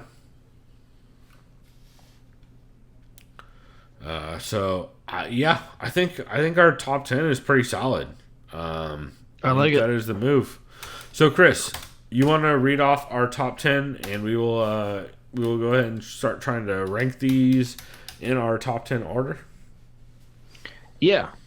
So the top 10, the nominees for top 10, as we will place them: Believe You Me, co-main event, the Fight Site MMA podcast, Heavy Hands, MMA Vivisection, Milky and Crooky, Protect Your Neck, Severe MMA, Shots Fired, Writing and Fighting.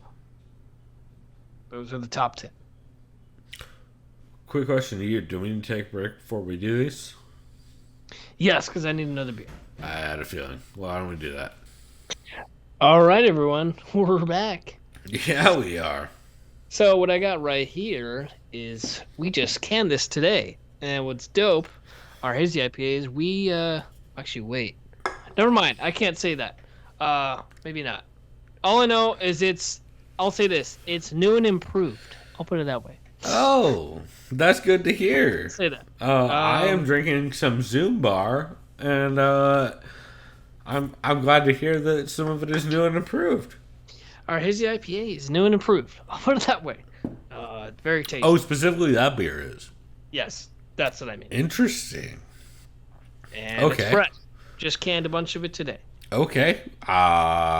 Noted, and I might be getting some beer soon. Please do. I'd highly recommend it. And this is coming from someone who's, I don't want to say I'm not I like good tasting hazy IPAs, but I feel like a lot of them taste the same. Yeah. This one isn't like, I mean, ours is solid. Like, especially this one now, and I have to word it carefully. Our fresh batch is fresher than ever, is how I will describe it. Oh, okay. Sold. I will be reviewing it here shortly. How about that, y'all? That works. Also, Chris, live on air, I'm going to ask you a question. How do you feel about on Sunday doing an exclusive YouTube video where you review Irreversible and I review Adam Hunter Special? That works because I have tomorrow off, so that means tomorrow I can watch it. Watch it during the day, please. And, I will. And then have something fun planned have something fun and dumb planned to watch later in the day. I can give you some recommendations if you want. I've already thought of this because I already tell myself I'm not going to enjoy the probably first quarter or half of the film. Oh, you're not going to enjoy any of the film. No. It makes you sadder and sadder as you get throughout it. But you should have something fun and dumb planned afterwards, and you should also have like it's uplifting. Yeah, something dumb and fun. Like I would say something along the lines of like Smiley Face, like by the Anna Faris movie. If you haven't seen that, that would be like a really fun one. I was afraid you were saying the Emoji movie. I'm like, no. Have you not seen Smiley Face by the Anna Faris movie? I know who Anna Faris is, but I haven't seen Smiley Face. Oh, dude, no. It's one of my favorite stoner movies of all time. You should download. I know a lot of people like Strange Wilderness too, as far as like favorite. I'll tell you what. I will give you a copy of both Irreversible and Smiley Face tonight, and that way you have it all ready for you. Because Smiley Face is like the great equalizer to a dumb, fun, but make you feel good movie. And it is one of my favorite go-to movies for like fun vibes is Role Models. Oh yeah, Role Models. Hey, Role Models, all right. I'm telling you, it's not amazing. You'll really like roll a joint, watch Smiley Face. You'll feel real good. Coincidentally enough, I was planning. We haven't done a movie night here at the house with the roommates and friends, but there's a movie that's really caught my eye. It's called The Sound of Metal. It's an Amazon original movie. I've heard about this, yeah. Starring Riz Ahmed and Olivia Cook. Riz Ahmed, just quickly, like actual. I mean, off the top of my head, he was in Star Wars Rogue One. He plays a minor character, and he was in the not good but entertaining Venom. He plays the main villain. Anyways, that's totally disparaging his actual acting ability. He's getting Oscar buzz for this film. It's about a drummer in a metal/grunge band who... Okay, actually, I can't say anymore. Just watch it. It's if you like... I mean, that's good enough. Yeah. It's supposed to be a very fucking... It's supposed to be fucking dope. And I told, Blake and my roommate Victor and my brother, I'm like, hey, we need to do movie night. And he's like, hey, I heard about this movie too. And it's got an Oscar buzz. Let's watch it. So we'll watch that probably tomorrow night. But I still will watch Irreversible as well. and then something else. So it's like... Yeah, like I said, I'm sending you a happy, fun movie along with Irreversible. So that way you can have a... What's the last movie I watched that made me feel like shit? And that's a good question. This is going to be it.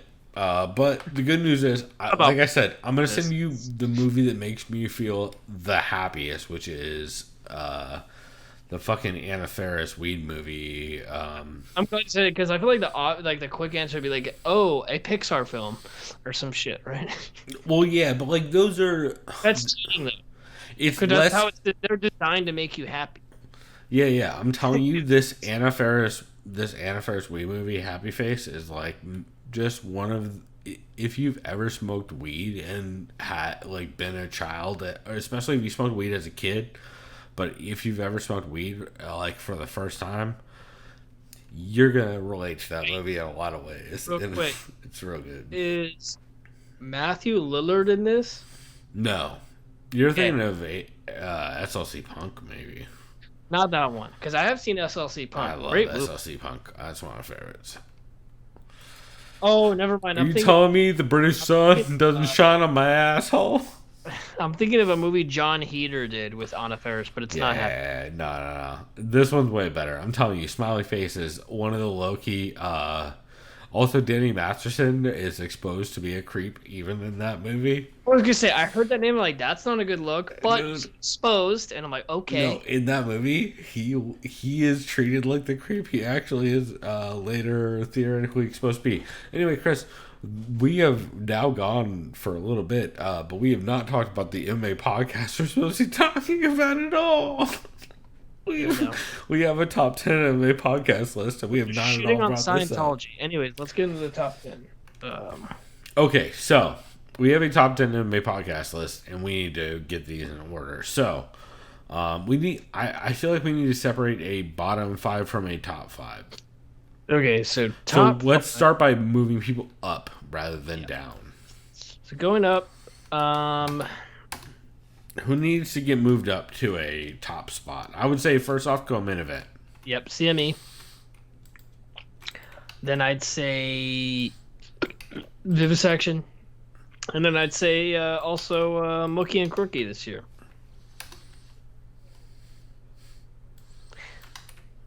Wow, it's already a big list. I'd say Heavy Hands has to be in that top 5 for sure. Yep. And then after that, so I would honestly say, fuck. I really want to say Fight Site, but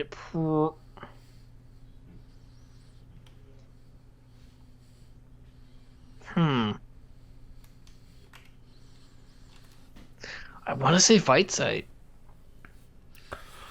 So here are my arguments. While I agree with Fight Site, I feel like writing and fighting. Yeah. Nah, you know what? Strength of schedule plays into as far as like how often MMA podcast. they exactly, like how often release schedule. I feel like that does play a big factor in the top 10 because like a top 10 MMA podcast you have to be near weekly, right? Yeah. Man, yeah, that does make Fight Site tough. My arguments are Protect Your Neck and...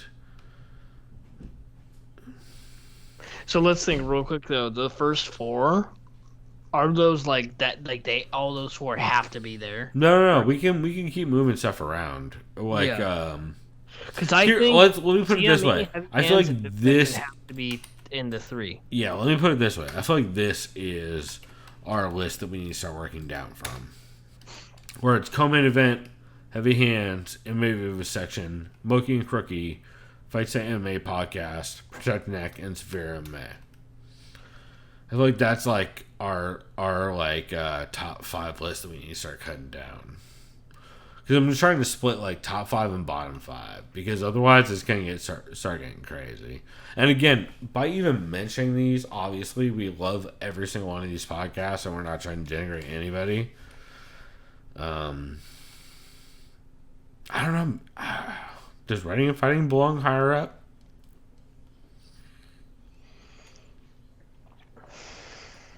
I'll say this. I'd put writing and fighting at number 6 if it's not top 5. I'll say it right now. Yeah, I'm just saying that right now. I think that's like the consensus number 6. Okay, so I feel like, you know what? Now that I'm looking at this list, I feel like we're not doing a great job of differentiating top 5. So why don't we try and differentiate, like, what are our bottom 3? I don't mean to separate them. Let's do that, yeah. Why don't we try and separate a bottom 3? We talked about. We literally started with 8, 9, and 10. And yeah. Why don't we try and start with 10? Yeah, 8, 9, 10. So. Okay. In no particular order. 8, 9, 10, believe you me, is 8, 9, 10. I agree. I think. Just because they're not as good as they are, they're not. I don't think they're in the top 7. Yeah. Also put in 8, 9, 10. I put Protect Your Neck, and then I'd put Shots Fired. Protect Your Neck, I could see in that list. Some of those top fives are so fucking good, but I could see Protect Your Neck, yeah, like in the just because it's so dependent on guest or card or preview kind of thing. I could see that. Then what was the other one? Shots Fired? Shots Fired, yeah.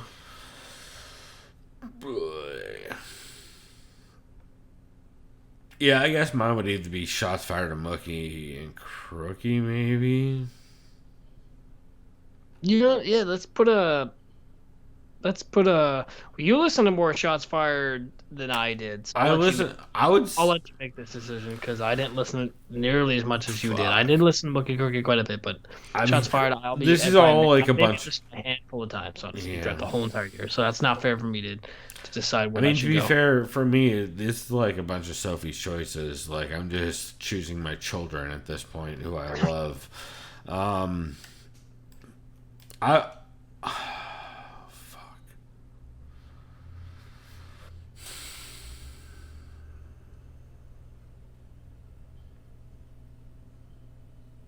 I'm having a real hard time with this one. Chris, convince me why the Vivisection is on this list. Because it's the best breakdown show? Yeah. Okay, you convinced me. It took a whole half second. See, the thing is, we've discussed this in the past. Best breakdown shows. But does that make it a top 7? I'll say this. Or top 8? Or top 6, you know what? rather? That's a good point they bring about it because Vivisection is... I like the Vivisection a lot, but it also, whenever I listen to Heavy Hands, I think that's why I also don't listen to Vivisection or vice versa. Because I feel like, honestly, if I listen to one of them, and I'll be honest, that's doing a disservice to the Vivisection because it's Zane and Connor, you know. They're also very different shows. Like, you have very different kinds of discussions on them. Yeah. I guess my main argument against... I don't know why I've decided that this has to be a pitting the Vivisection versus Milky and Crooky, but it seems like it has to be that way. I don't know why I put that in my head.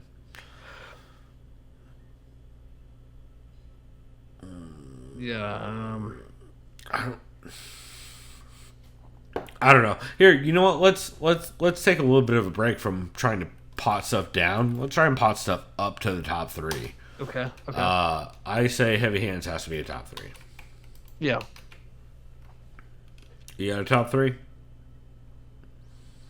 CME, like every other year. Dude, they're consistently good. Yeah. So that it clears it up a little bit.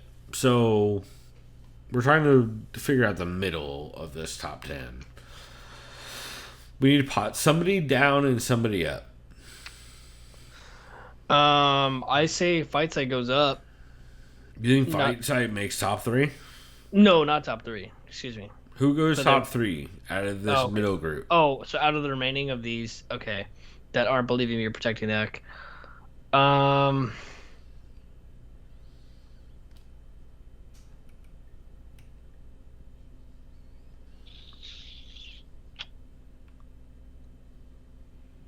Yeah, it's tough. Fuck.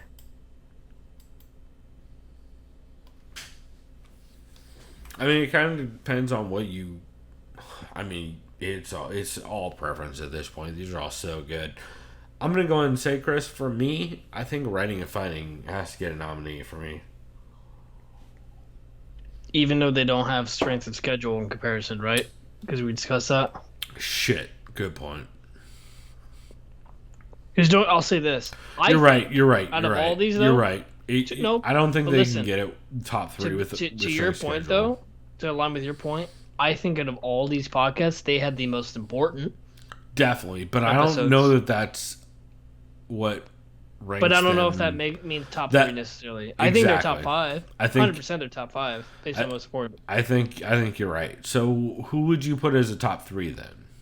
I think that's a very good point. That's why I have your input on this shit. Part of me really wants to say the fight site based on the me too.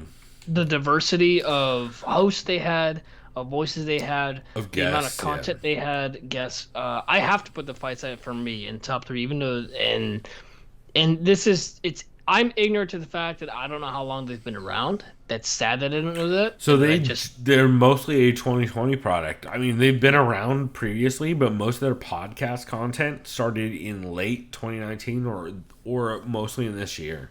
And they have absolutely dominated the space in that time. So yeah, you know what? I think you're right. Was he from France? That one guy, was he from the fight set? Right? Yeah. Phil, who not from the Fight Night MMA podcast though. Phil does the interview podcast. That's right. Because like, if we were to just combine the Fight Night's content as a whole, they're easily a winner. But like, it would be unfair. Because I keep thinking of their YouTube content outside of the MMA. That's right. Okay. Right. So it needs to specifically be to the MMA podcast. That being said, their MMA podcast was fucking incredible this year. That's my nominee to round out the top 3. Top 3. Yeah. You know what, man? And then I'm gonna co-sign. It's really close. It was that or Severe MMA for me. But I think you're right, man. Just nobody's doing the kind of content the Fight Side is, right? Like nobody's doing that shit. Oh, I'll say this. I know we're not supposed to already round out the top 5, but if you told me right now choose 2 to make up the top 5, I would do Severe and then Writing and Fighting, and then you call it a day for the top 5, and then for the but that's just me. Severe MMA, Writing and Fighting to wrap up the top 5. That's your top 5 right there, and then we'll discuss. We'll go forward, as far as how we adjust that top 5.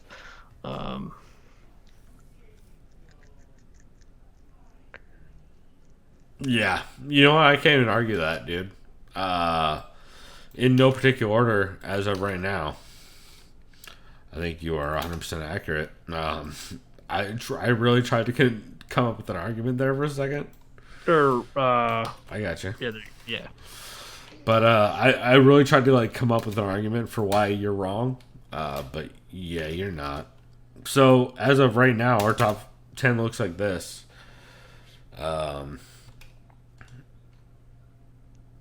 Let me go ahead and put these just as they are. This is in no particular. Actually, let me not do that yet. But hey, it looks like Heavy Hands wins 3 years in a row. I'm just kidding. Well, to be fair, fucking dude, they are on their way. Actually, I know they won at least one of the last 2 years. Dude, I don't want to spoil anything yet. All right. So, Chris, here's what we do. So first, we need to figure out the top 5 and bottom 5. Right? So, does anybody need to move up to top 5 or down from bottom 5? Or vice versa, actually. Since I said that backwards. Can you guys tell the weed's been working? I think the top 5 is set. I think you can put...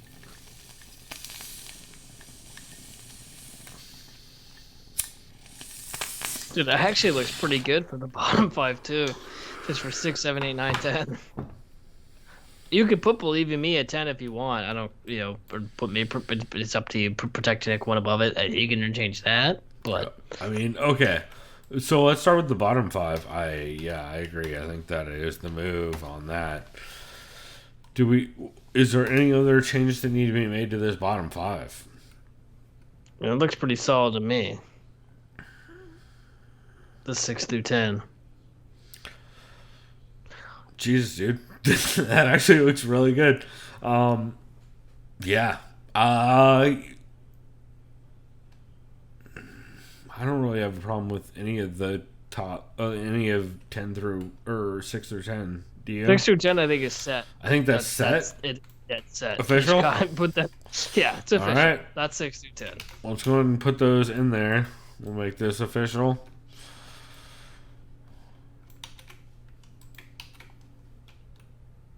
So congratulations. Well, we'll get to it. We'll get to it. Yeah, we'll do a big recap at the end. But yeah, man, some of these are Man, some of those really lined up beautifully, didn't they? Oh, all right. So we got our bottom 5. Let's try and narrow down this top 5. Or let's call them our 6 through 10, because when you say bottom 5, I mean, I know it's the bottom 5 top 10. Yeah, 6 through 10. No, yeah. The 6 through 10 of our top 10. You're absolutely correct. It's not our bottom 5. Could we come up with No, we had a bottom year? Oh yeah, we could. We did. It's our most irresponsible list. We had a bottom 3 for sure. Don't let them fool you. We definitely had that list as well. Oh, Chris, so here's the thing. This is where it gets real ugly and difficult.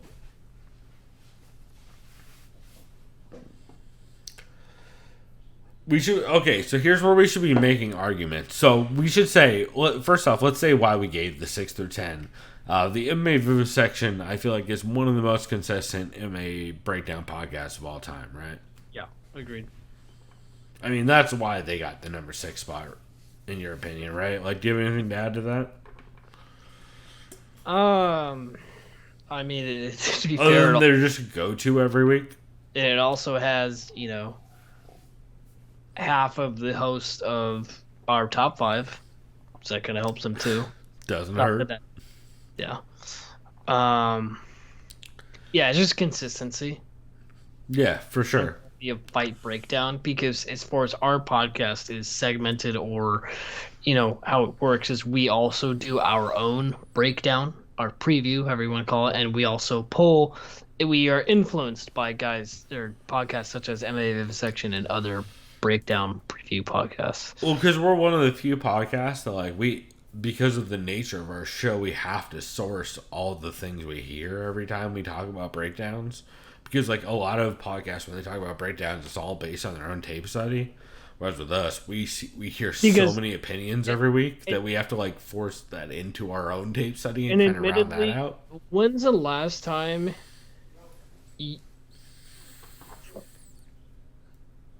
When's the last time you and I have actually done a preview, but both of us had, tape study?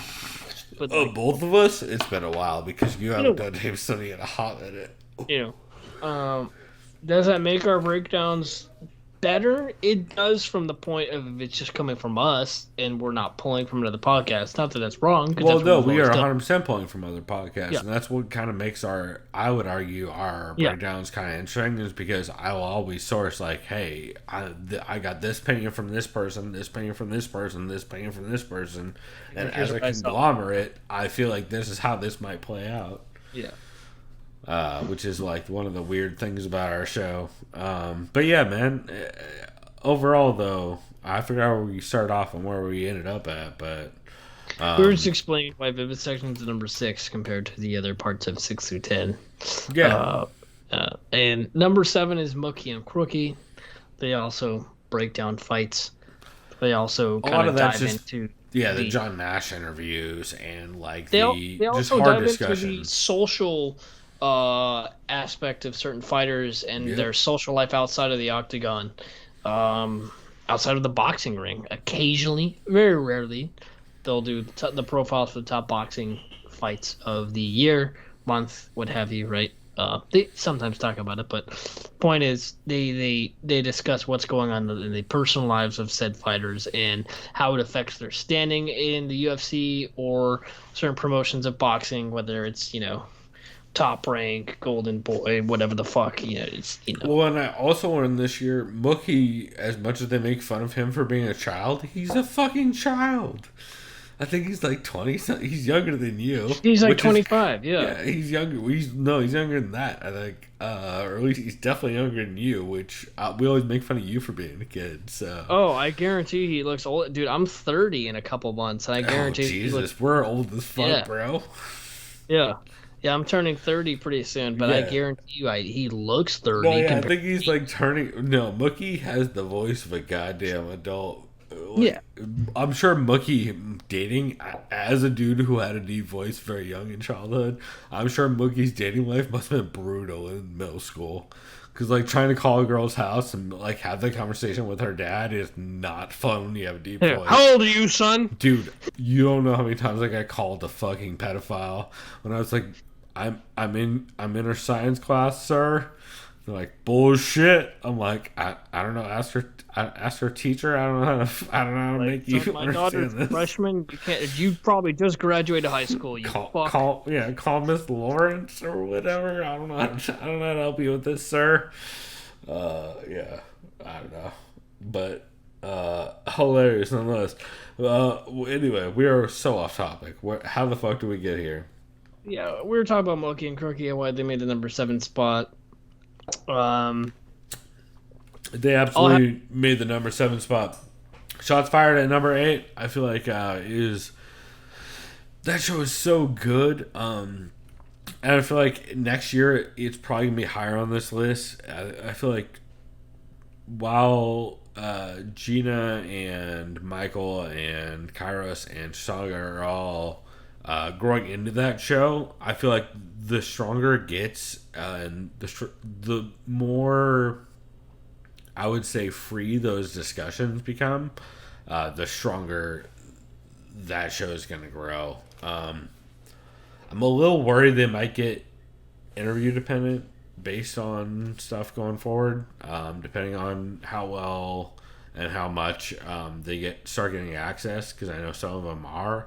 But that being said, I've seen absolute, like, zero evidence of that, and I absolutely love everything they're doing. So I honestly think they are people to keep an eye on for early contenders of top 5 for next year. Both the Shots Fired podcast and the Wokecast, I think, are early contenders for top 5 next year. Because if you guys remember last year, I believe I said they were on their way in that direction, and they've done nothing but that. So stop sleeping on both Mike from WoTV and the Wokecast and Gina, as well as Kairos and Chisanga, because it ain't gonna help you in the long run. They are forces in this industry. So that being said, Chris, let's see. Protecting Egg with Dan Tom. Good fight input, good previews of. He doesn't just do pay-per-views. He does fight. He does most of the cards. He does the fight nights as well. But his angle, not his angle. Excuse me. He does like to throw in odds makers, bets, prop bets, parlays, certain scenarios where he wants to kind of help you win some money if you are into that. Not just that, but hella jokes as well. And he's been doing some great top 5 episodes with a bunch of fun guests, especially from the Fight Site and Bloody Elbow over the years. Yep. As well as just like buddies of his. And man, that is some of the best content. Also, spoiler alert, our podcast for next week, that is episode 187 of our regular show, will definitely include one of my most anticipated 2021 podcasts of all time, which is Dan Tom and Connor Rebush talking about the most athletic cheaters in MMA. Because if anyone who's listened to either Dan Tom or Connor Rebush knows that being super athletic is just cheating, and goddamn it, it's not fair to the rest of the world. By the way, I'm so excited for it. Are we doing something, hypothetically speaking, for episode 200 coming up soon? Oh, yeah, we should probably do that, huh? So, what I'm thinking is, for episode 100, we were in person, which I think is fair, and of course Trevor joined us, which is great, because he was around. If you'd like, depending on, well, where the pandemic is, right, we can meet in person, whether you want me to do a COVID test or whatever the fuck you want to do. If you want to meet in person, I think that'd be fun to do episode 200. Call it Cobra Edition. Whatever you want to call it. I forgot we're going to full Cobra. I think it'd be fun if we did it. We could definitely do something. Worst case, what we'll do is we'll figure something out for sure. We will. Yeah, I agree. Because I don't even like just thinking ahead. I don't know if it's a card or a pay-per-view or a commentary potentially. I have no idea. But It doesn't matter. We'll figure it out, though. We'll make it kind of interesting. Yeah, I just realized that because we're at 187 right now. I was like, oh Jesus, yeah, that's exactly. coming up. All right. Anyway, we need to get toward this top 5. Yeah, we got to start going. Okay, and then Believe You Me lastly rounds out the top 10. They had a good resurgence for 2020. They've improved tremendously in quality, in cadence, just in dynamic. Everything about that podcast has improved. One of the best shows. I remember just last year I had them as skips quite often, and I don't think I had them as a skip this year. They were fucking hilarious. No, they were just hilarious, but they had good interviews with fighters. They had good insight on just previews. Yeah. Lewis knows what the fuck he's talking about, or makes us believe he knows. I'm just kidding. No, well, he's been training a lot, so he actually got reinvested in the sport. Bisbing also got reinvested in the sport in a big way because he's working the broadcast and is working with someone who knows what the fuck they're talking about, so he doesn't have to just be like, okay, Lewis, well, back to your wife's cunt or whatever he normally talks about. Lewis doesn't have a wife. So it is a little aggressive for me there, but if Lewis had a wife, I would have felt way worse about that. But Lewis would have been like, what? You don't listen to... Anyway. Apologies. Jesus. Yeah, it's not great. That wasn't my best move. Anyway, Chris, we need to break down this top 5. All right. You want to read them off, and then we'll start... We got to get this in order? Yeah, so the top 5 nominees are Heavy Hands, Co-Main Event, the Fight Site MMA Podcast, Severe MMA, and Writing and Fighting. First off, let's get this out of the way. Are the top 2, have been the last 2 times, Heavy Hands and Co-Main Event again? Okay, let's not talk about them first, and let's place 3, 4, and 5. Okay, then there you go. There it is. So what's 3, 4, and 5? I mean, I'm just saying, based off of my feelings about it, I feel like, that's the way to do it. So, what is the number 5 of these? I'd probably say Running and Fighting, mostly because they haven't had the output. Release schedule. But we both, are the first to say that it's one of the most important things you'll ever hear. Yeah. And we I agree. I absolutely want to make that very clear. I will say the Fight State MMA podcast is probably 4, right? Yeah, say that. Only because if we were to say the Fight Site as a whole, if the Fight Site was an option on this top list, they're arguably number 1 in my opinion. 100%. But it's unfair to do that because of the way podcasts is the same reason why we're not using the Co-Main Event podcast as I'm not counting anyway in this top ones. They're outside efforts or Severe MMA or Heavy Hands. And honestly, is this in the right order already? Yeah, we're in the right order so far.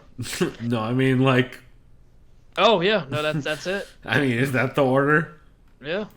It's Severe MMA, Heavy Co-Main Event, and then Heavy Hands. Yeah. Because if I was wait. So was I kidding when I said Heavy Hands has won 3 years in a row? I know they won one of the times. I think they've actually won every year. Actually, I literally think they have. Give me a minute, and I will verify that. But Chris, why don't you go ahead and read through this while I... Because I'll just say this right now. I'm not trying to do some sort of they should win this because, but if Co-Main Event were to win this year, that wouldn't bother me either. It's it's one or the other. No, they're literally every single year a very close toss-up, and honestly, Heavy Hands is edging it out every single time because of the guests they have on. Yeah. I feel like it is very clear because, dude, the Heavy Hands guest with the Fight Side dudes, how many Vaping Scooter Gang references do I need to they had, what's his embrace face? before? Julian Long from Fight Site. Both last year and this year. Hey, that's my point. Is and also, you going to have Kyle McLaughlin, not the actor, on, and people are not going to pick the top shit? Yeah. Yeah, bright lights. Exactly, Chris. Bright lights. Bright lights. You fucking nailed it, bro.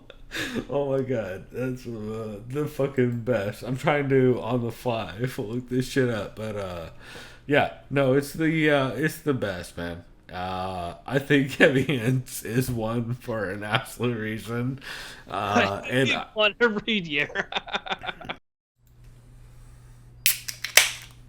all right, we are back a couple days later. Chris and I decided it was a good idea to probably sober up and do a clean read of this stuff since we got pretty lit by the end of that last discussion. It's a couple days later. We recorded, I think, Friday, right? And it is now Sunday night. So we are recording this right before we're going to do our very quick review on YouTube of Irreversible and Adam Hunter's special on Fight Pass, which is going to be real interesting. So, Chris, what are you drinking on before we get into this?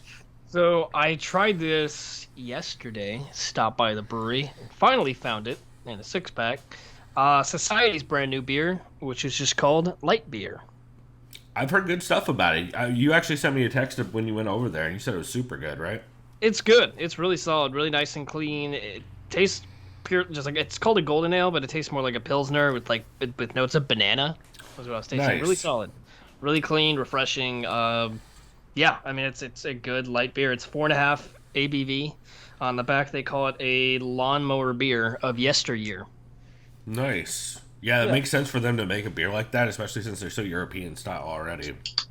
So, hell yeah. I am actually drinking a light beer as well, but I am just drinking Pabst. I got it in the CME koozie. Shouts out to the CME. And Chris, I feel like that's a great segue into our top 10 MMA podcast of 2020. You want to read this list from 10 down so that way we have a clean read of it? Yep. All right. Because looking back at this list, we fucking nailed it. And you said starting at 10, right? Yeah, count 10 to 1. Yep. So number 10 made our list in the top 10 of 2020 was Believe You Me podcast with former UFC middleweight champion Michael Bisping and co-host and comedian Luis J. Gomez. Landing at number... Go ahead. Oh, Steve, you were going to say something. No, I was just going to say, they absolutely killed it this year. This is one of the better years for them, I feel like. So, big shouts to them. Number 9. Number 9, Protect Your Neck podcast with host Dan Tom. That's right. Protect Your Neck's been on the edge of our top 10 for a while, and I feel like it definitely, he had such a strong year, especially with some of those top 10s with all the Fight Night guys. And just a blast. And also, I did see Connor Rebush just joined this week on Dan Tom's show, and they're going to be talking about athletic cheaters in MMA. Okay. That is going to be a fucking blast of an episode, so I'm excited for that.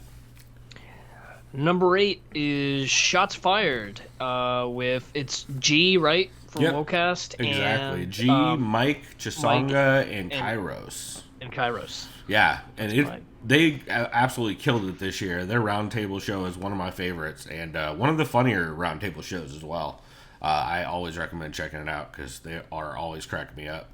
Especially Mike doing weird monologues from movies on the low and like setting up a really good. You should go check out the WOCAST where Mike does a giant monologue almost straight out of a movie and confuses the shit out of G and Kairos. It is real good. Landing at number 7 is the Milky and Crooky show. Yeah, super solid all year long. Hosted by Milky and Crooky. Milky and Crooky. Yeah. Number 6 is the MMA Vivisection with Connor Rebush and Zane Simon. Yeah, just holding down the preview game single-handedly.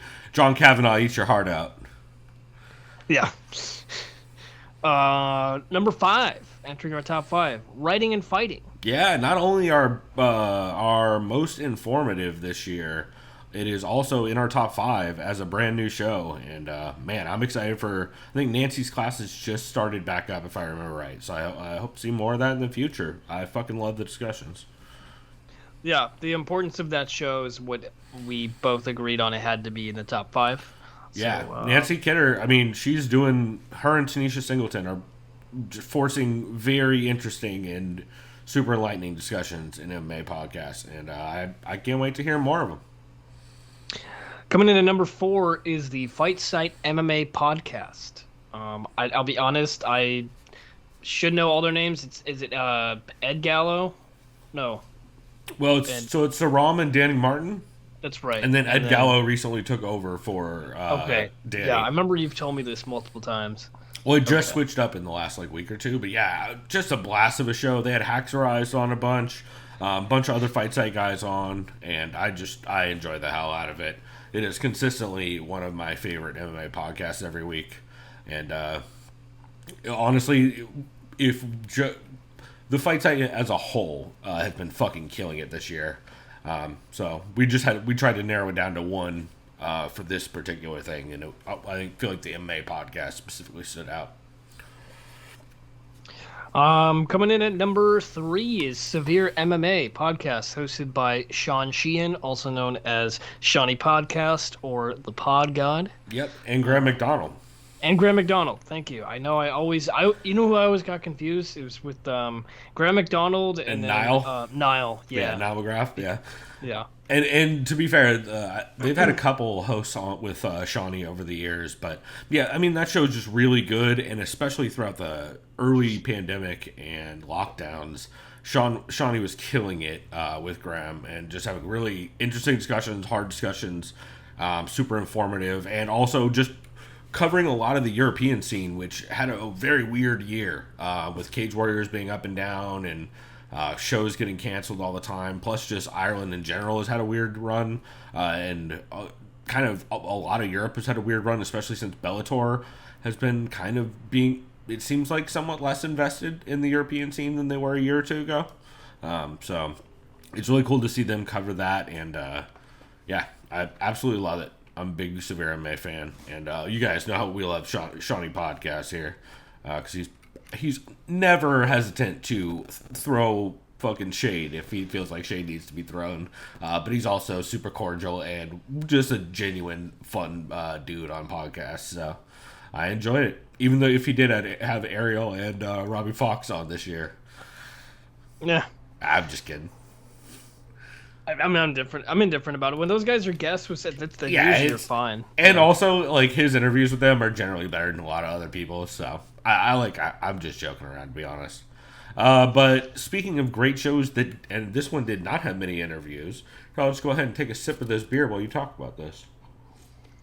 So, co-main event podcast, hosted by Ben Folks and Chad Dundas. I've been a listener for a good while now. You've been a listener probably a lot longer than I have. But, yeah, it's got to be. I don't even know how long now. Definitely my favorite podcast and how it's formatted and how they transition to their segments. It's just so tight. Production-wise, it's just so tight. Like, they are... I wish we had... Like, I wish I could stick to a format and nail transitions as well as that show consistently does. They keep things nice and tight, and they are always segueing perfectly into the next segment. They always have a super pithy and witty comment at the end of everything. And, I wish I was half as clever as the dudes on that show, because it is just consistently one of the best. And I feel like I didn't really listen to MMA podcasts that week if I didn't listen to Co-Main Event. I agree. Yeah, I feel like they're always going to come up no matter what. And number 1, I think, for the 3rd year in a row. You know what? I will confirm that as we talk, but I believe you're right. Is Heavy Hands, hosted by Connor Rebush and Phil McKenzie. Always good. These guys arguably are the best in the game at breaking down fights. Some call them the best. I think they're amongst the best. 100%. They're also both big boxing heads, so if you fancy yourself some old pugilism, fisticuffs, what have you, they're the guys to go to as well. And I know they've had it's a Kyle McLaughlin of the fight site on there as well. Yeah, they had Jordan Breen on. They've had a bunch of guys. Yeah, I know they've had boxing discussions too. I believe they mostly just cover the big boxing pay-per-view cards, because they're first, they prioritize mixed martial arts. And they've just in general. I mean, they consistently have some of the funniest clips. They consistently have some of my favorite jokes. They are constantly making fun of each other and themselves and Zane Simon. And it's just a goddamn blast. Also, I should correct you. This is actually the 4th year in a row they're number 1. They've actually won all 4 years that we've done this show. Sounds like a goddamn dynasty. I mean, dude, it's them and Co-Main on pretty much every one. And I feel like there's a reason for that, right? They are just absolutely killing it. So, big shouts out to Phil McKenzie and Connor Rebush. And I guess Pat Wyman as well, just as a legacy winner, since he's still holding that title strong as well. Even though he's doing, adult podcasts nowadays that are, good for the entire all of humanity rather than just the idiots who want to see the face punching. So on that note, Chris, I guess we should very quickly just rattle off some of the non-MMA podcasts we wanted to shout out. Yeah, once again. Down at the very bottom of the stock. Yeah, find this here. All right, so we have... We're not even picking winners for this. I just want to shout out some of the stuff that we really liked. Yeah, Bill Burr's Monday Morning Podcast, and also his Thursday afternoon, just before Friday, Monday Morning Podcast. I mean, just one of the best in the business. I've been listening since... Oh, that's an alarm. I've been listening to Bill Burr's podcast since, I don't know, 06, maybe? I've probably been listening to 05? it consistently since about the end of 2019 is when I started. No, you know what? It was 08 when it started, because it was just after high school, because it was just after Corolla started his. I think Bill said he started his at the end of 2009, something like that. It was either 08 or 09, because it was just after Corolla. It was like it was him, Corolla, and Marin were like some of the early. Yeah, because I remember Bill would always credit Mark Maron as being like the OG kind of like stand-up comedian to.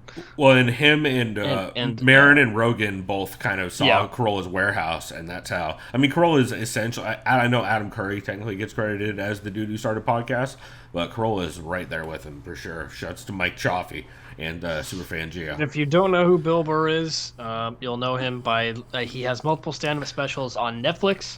I believe he has an older one on HBO. Yeah. You would also know him as the guy who told Joe Rogan, "I'm not gonna fucking sit here and talk about science with you, Joe." That he also had a hilarious monologue on Saturday Night Live that triggered many feminists, and it just triggered. No, excuse me, I take that back. It triggered uppity white women. Yeah. Well. Yeah. That's kind of their thing.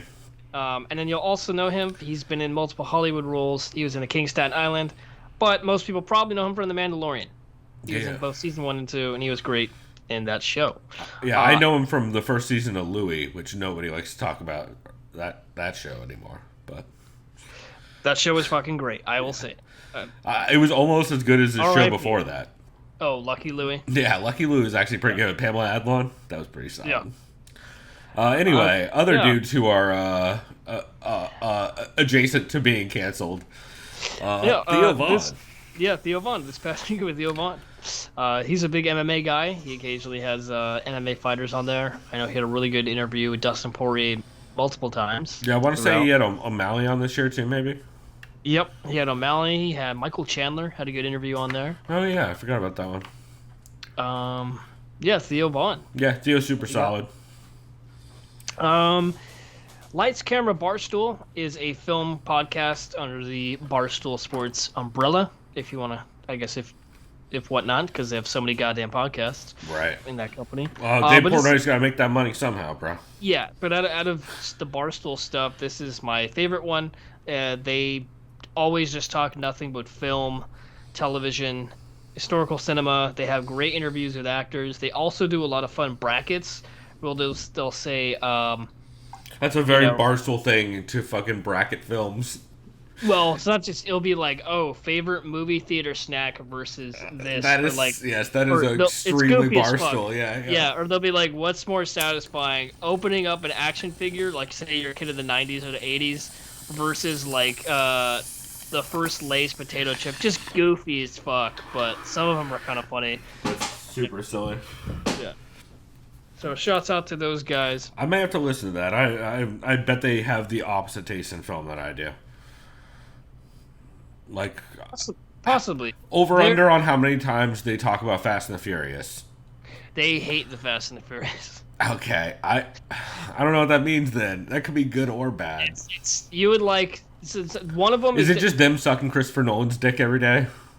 No. Okay. No, yeah, no. That's these are the things I would expect from a Barstool Film podcast. That's why I'm one asking. that you'll probably just be like, but it's understandable. Is they definitely like a lot of the Marvel Studios stuff because they're just that's that, fine. Everybody does. And Star Wars as well. But yeah, other than that, I'm pretty sure they fucking hate Fast and Furious. I think they're kind of half and half on Christopher Nolan. I think they only like the actual good films Christopher Nolan did. Oh, I can't wait to... Because I think they reviewed Tenet and they're like, I was going to say, I can't wait to find out what good film Christopher Nolan has made. Yeah. Well, to me, it's The Prestige, but that's... Okay, you know what? That's the best argument I've heard so far. Yeah. The Dark Knight is good if it's not a Batman film. I mean, no, it's not. You don't think so? I mean, well, if it's not a Batman film, you don't have a movie because it's just shot for shot. Like, we have to recreate the scene where he stands next to the burning pile of money, and we have to have the scene where we recreate. It's just the heat, but like fucking Robert De Niro is the Joker and Al Pacino's Batman. That's it. That's really dark. Okay. Yeah. It's lazy heat. Yeah. Also, another podcast that I listen to a lot. Well, that thing got formatted wrong. Yeah, that is super wrong now that I'm reading that. Is Baseball Barbecue from The Ringer. It's I can't remember the guy's name who hosts it, but his Twitter handle is Cespedes Family Barbecue. It is a baseball podcast, but it's an uncensored, unfiltered baseball podcast where they do talk about shit that's going on in Major League Baseball, but then they'll also shit on players and other things that are just going on. It's just kind of free. This is like a forum, an open forum. Right. Solid. Never usually longer than about 45 minutes. If they have a guest on, it's maybe a little over an hour. They keep it kind of concise. Not contite. Jesus. Dude, I keep that shit contite. Other podcast. There was one hosted by Kevin Smith you wanted to shout out. Yeah, I believe it's called Fat Man Beyond. Yeah. It's entirely a film, but mostly comic book, nerdy, pop culture podcast. Yep. Hence the name Fat Man Beyond. If you like anything that's pop culture, Star Wars, Marvel, DC Comics, anything, this is a podcast for you. Kevin Smith, or if you're a Kevin Smith fan, he's great. You'll enjoy it. Yeah, I mean, Kevin Smith has always been super fucking nice to me the 2 times I met him. He signed a guitar pick once and was a fucking sweetheart about it. So I never had anything bad to say about that dude.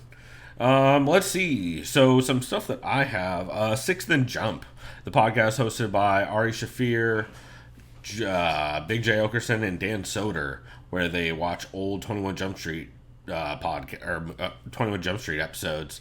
It's fucking great. The producer is not my favorite. Although they do follow us, so shouts out to B-Rad, but it frustrates me how they produce some of that show. They don't use the Geo tapes where it's the full actual versions of the episodes with the actual songs. They use the fucking janky version that they have with the re-edited music. Just not great.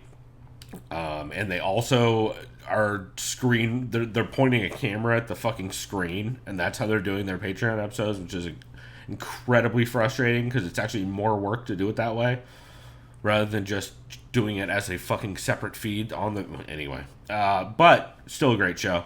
A waste of time with It's the Real's quarantine radio episodes they did at the beginning of the year at the start of the pandemic were literally the things that made me get through the early days. Like, I listened to it every day, and it was just a great time. I actually recommend going back and listening to them. They're very upbeat. They're very fun. And I absolutely recommend it.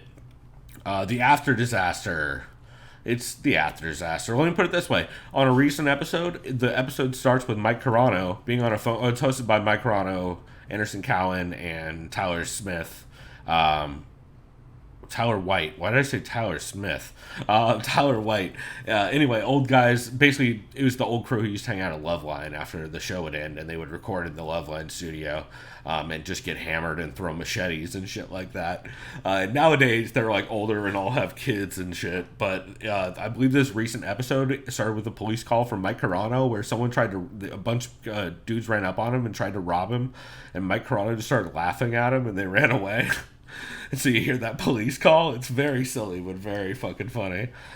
So I recommend that show for a whole bunch of reasons. Go back and listen to the Machete episode if it's available, because it's so ridiculous. Speaking of machetes, Behind the Bastards / Worst Year Ever. Behind the Bastards, hosted by Robert Evans, is a show about like the worst people in history. And it's just it's my favorite show of all fucking time. I heard about it from Fernanda Proches, actually, on her Instagram stories, I believe. And it's my favorite podcast of all fucking time. As a matter of fact, you should go get some Cool Ranch Doritos in honor of that show. Actually, you know what? Here, I'm just gonna throw in Doritos. But I hope it didn't spill everywhere. That's a closed bag. But you know what? It's just because I don't know where my Sara Lee throw-in bagels went. Again, great show, and you should absolutely listen. Behind the Bastards. They also just recently I would first off recommend their Behind the Police series, where they go and they do the history of police. Is fucking fascinating. Chris, you listen to some of that. Yeah, that was really good.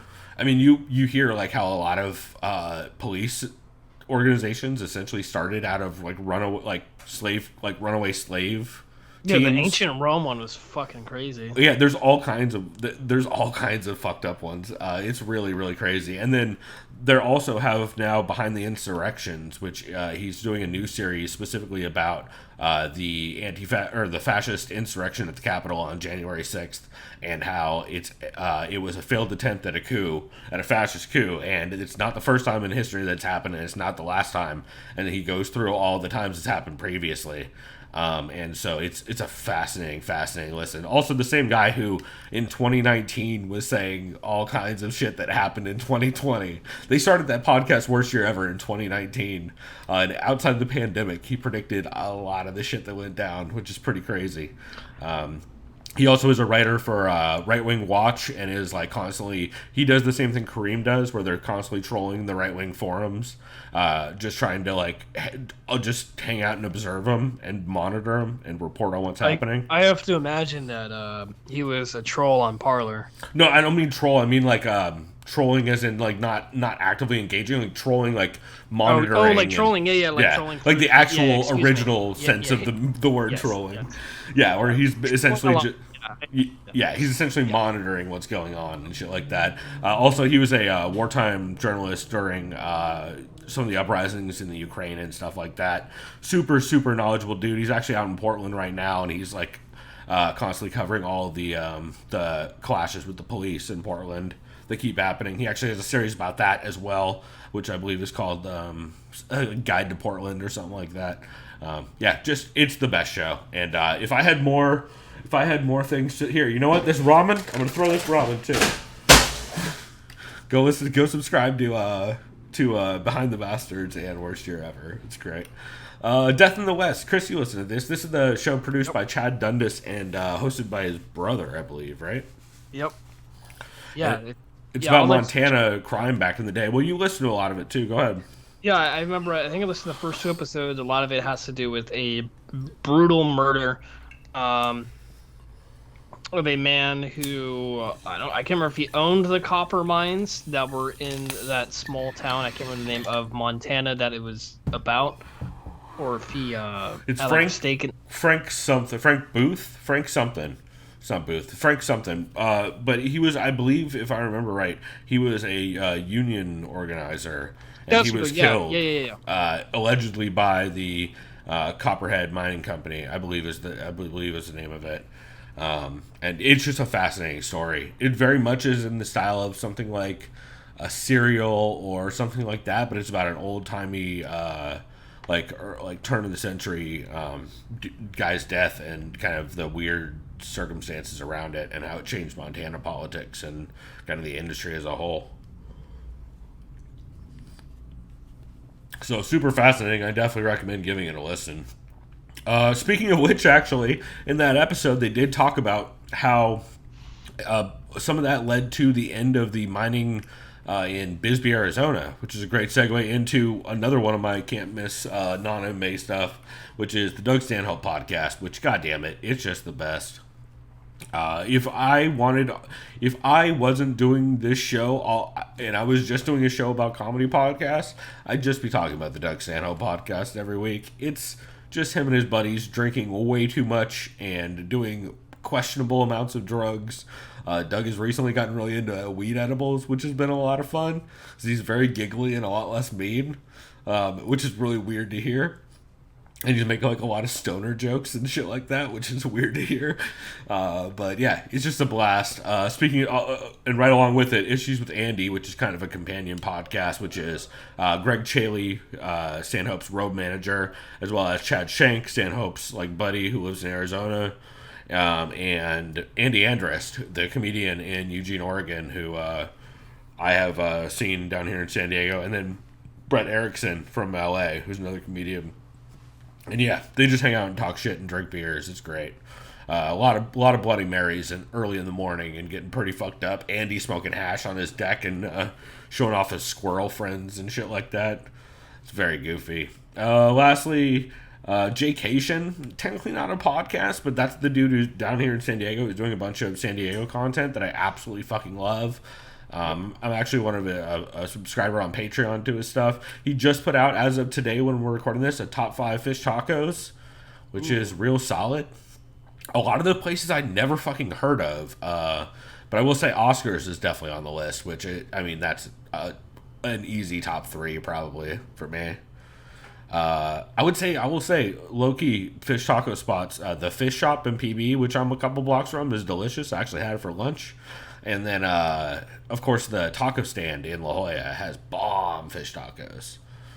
Remember, like, there's so many folks and say, like, bro, taco stand's so overrated. It's just like... It's really... I get it. If you have to stand in the line for it, yeah. But you can get it delivered, and it's fucking great. I think it's solid. Yeah, no, it's really good. Like, I fucks with it hard. What's your favorite fish taco place? Fuck. I don't think they're San Diego based, but the one when I was living with my brother briefly in Linda Vista, that's probably like 5 years ago, there was one of those like food trucks, the Kiko's.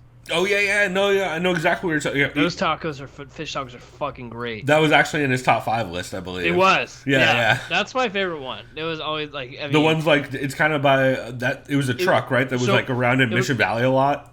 So it was Mission Valley / Linda Vista. It was on right on Friars. Like on a mobile or something, right? Yeah, it was right across the street from Riverwalk Golf Course, inside a parking lot with Deli Mesa Liquor Store, the double-decker liquor store. Right.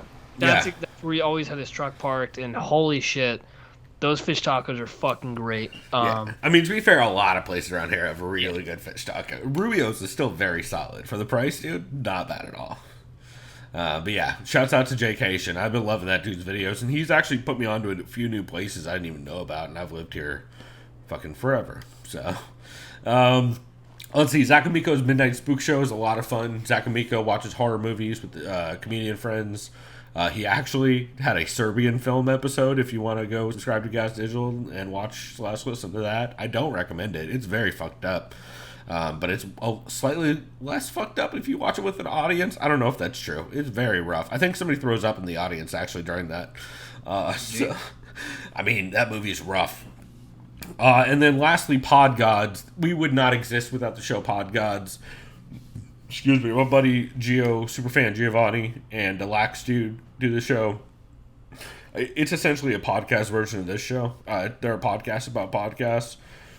Gio, of course, is the guy who has been working with Adam Carolla for years, doing all his archiving, both on Loveline and for Carolla Show.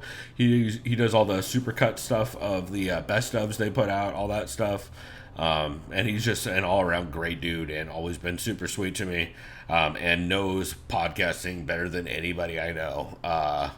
And he will get on your ass if you're a producer and not up to snuff. Shouts out to old Jamie's. But yeah, it's great. And yeah, producers, do your homework or else Gio's coming for your neck. So I will say really quickly, they weren't podcasts that I enjoyed, but 2020. I have to get a quick shout out to the one. They do have a YouTube channel. You've probably heard of it. All Gas, No Brakes. I was gonna say, dude, I actually just caught up on All Gas, No Brakes, and he actually just moved over to Vice to start doing some stuff. Okay, I think that's a good hire by them. His name is Andrew. I think he's originally from Washington State. I'm probably wrong. I can't remember, but he was just a guy. I don't know his whole backstory. He had this goofy ass, like it looks like his dad's suit. It's just too big on him. He's a skinny dude with curly hair. And he would just go with his buddy with his camera and just interview the weirdest motherfuckers, like the weirdest Florida people. It reminds me a lot of a sober version of Insomniac with David Tell. Okay, I can see that. Because it's a lot of those kinds of people, like on the street. Like he's going to Talladega, where fucking everybody's just yelling "Show me your butthole" and like chugging Natty Lights, or like he's going to the Flat Earth one. Or he went to there's the Sasquatch people in Minnesota. Minnesota. The one I liked is the rocket launch from SpaceX back in like June or whatever it was, like in Daytona Beach or whatever the fucking Florida it was. Yeah. It's just like all these stupid motherfuckers yelling Trump. But the absolute best video they had was at the Sturgis motorcycle rally. Good. In whatever the fuck South Dakota. Goddamn, it's like the episode of South Park. Yeah, it really is, and it's like every single person wants to be like, "Hey, listen, this COVID, bruh." Yeah, like, oh and the one guy, he's I ain't afraid, no Cobra. Is that where that came from? Yeah, from that video. Oh my god, that's hilarious. And then lastly, I want to shout out 2 more quick things. Hot Ones from First Week Feast. Yeah. I didn't listen to, or I didn't see too many of them this year, because I knew it was of the pandemic, and he didn't nearly have the output, right? And it was all remote. And a lot of the guests, like, that show's so hit or miss on guests. Like, unless you really want to hear a mumble rapper not enunciate into a mic and not be able to deal with hot sauce, it's really hard sometimes. If you want to get into that show, I think the absolute one of the best episodes is with Paul Rudd. Joey Diaz also is not a bad one.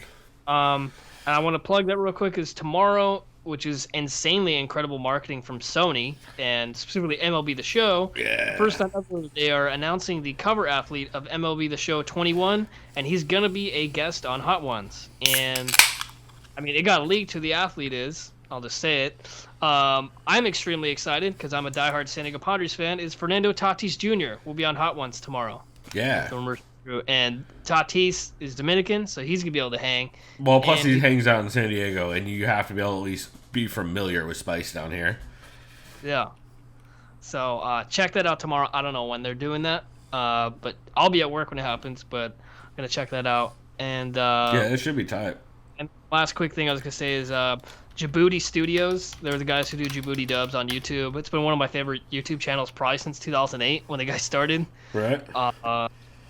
Yeah, I mean he has a podcast as well too, but they mostly nowadays they just do a bunch of like I don't know about if it's Let's Play, but it's usually him, his brother, his cousin, and like his best friend. They do a lot of like they were doing Hitman 3 in VR, and then he has the camera on him. They do a lot of camera work, and he's just like this trying to awkwardly strangle the guy, like motherfucker, you know, shit. Like it's just like a good time if you're just high or just drunk. Nice. Yeah, Djibouti Studios. Hell yeah. I guess I should lastly shout out also Giant Bomb, who is the reason why we do these award shows in this format.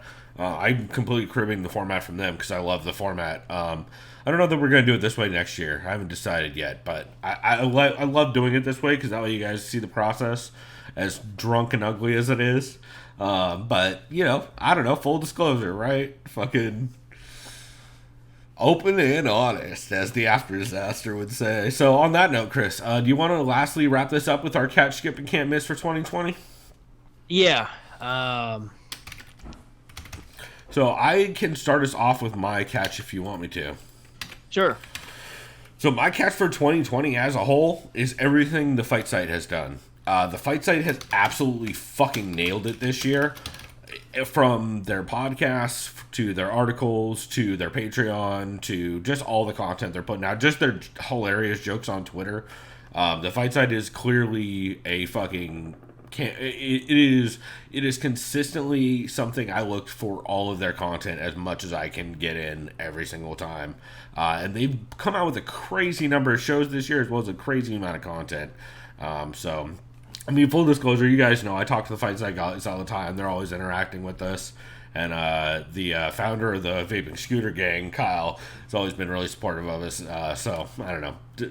Make that disclosure with you what you will. But, I mean, even if they hated us, I would still be talking about it because it's such good fucking content. And I'm always here for it. I'm always here for more technical discussions in the sport. And if you can add in some super salty, dry wit on top of that, that is like... That's my home as a shitty movie with a dude who dresses like Brendan Schaub would say. Yeah. Hopefully hope you're not mad because that's probably my catch too, just based on just the accessibility. Honestly, I mean, it makes sense. The diversity of what they're just putting out. Yeah, it's just so good, right? Like it's not like a lot of other stuff, and then on top of that, they have their own kind of. It's like how some weed companies or some beer companies, they all have their like distinct flavor or distinct note to them, even within their like broad catalog of things. Like I feel like all the Fight Site content has this like one distinct note of like just super witty, snarky, like heady kind of jokes on top of just very solid fight analysis. And I think Kyle definitely breeds some of that because Kyle is the most of that in MMA podcasting probably. But it's just so up my alley, and I am here for more Fight Site content. So I absolutely recommend that. Chris, I have a feeling we're gonna have similar skips for this year. What do you think? I mean, I have two people in mind, and I'm gonna give them both a skip. Yeah, I mean... Do you have a separate one? Because I'd love to hear a separate one. I have an honorable mention for also irresponsible. I mean, or most irresponsible. I don't know. I mean, that kind of coincides. It's definitely a skip. Because he... Just this past weekend alone, this dumbass really didn't help himself. Fucking Sean O'Malley's dumbass. Him and his dumbass bro science friend or coach. Dude, you know what? That is actually a good... You want to make that your skip? This is the thing. So, because I'm going to have the other two as mine. So. There's a difference between, like, just dudes talking, and I don't necessarily think, like, the whole Megan Anderson thing, it wasn't a good, like, mostly... dumb. It was just dumb. I get it. The guy, Tim Welch, is basically saying, oh, would you smash? And then he just puts Casey Kenny on the spot. But Casey Kenny's answer was definitely classless. Not great. You know? It's all terrible. There's a great way to deal with that. Like there is a very easy way to segue out of that and be like, I don't think she dicked me. Like you can very easily segue your way out of that question if you want, but maybe don't just double down on being a shithead. Yeah, the main issue I had with them was just how there was no actual apology. It wasn't even funny, which is like, maybe if you had a funny, clever joke, I would be a little more understanding, but it was just like, no. You're like, all right, like great take, bro. Even Trent Reinsmith had tweeted out, the guy Tim Welch, it shows Tim Welch replying to Megan Anderson, the only reason I asked that is because you're way taller than Casey. I think you're hot AF. Then okay, great. First off, great save, bro. Second off, maybe say that in the question next time, my guy. Yeah. If that's your angle, maybe act like that's your angle ahead of time and not afterwards. Yeah. It was just all poorly done on both their parts. And the main issue I had with O'Malley is he had his basically newborn daughter in his arms. That's the worst part. Talking about how he's cool with doing heroin. Talking about heroin. No, bro, I can't get addicted. There's no way. Well, like we tweeted out, I am absolutely willing to listen to the next episode of that show as long as he does heroin on it. Yeah. If he does heroin on air, I will absolutely listen. Other than that, that's a skip. We'll go ahead and make that a skip as well because my two skips are obvious. It's the two least responsible and dumbest men in the fucking sport right now.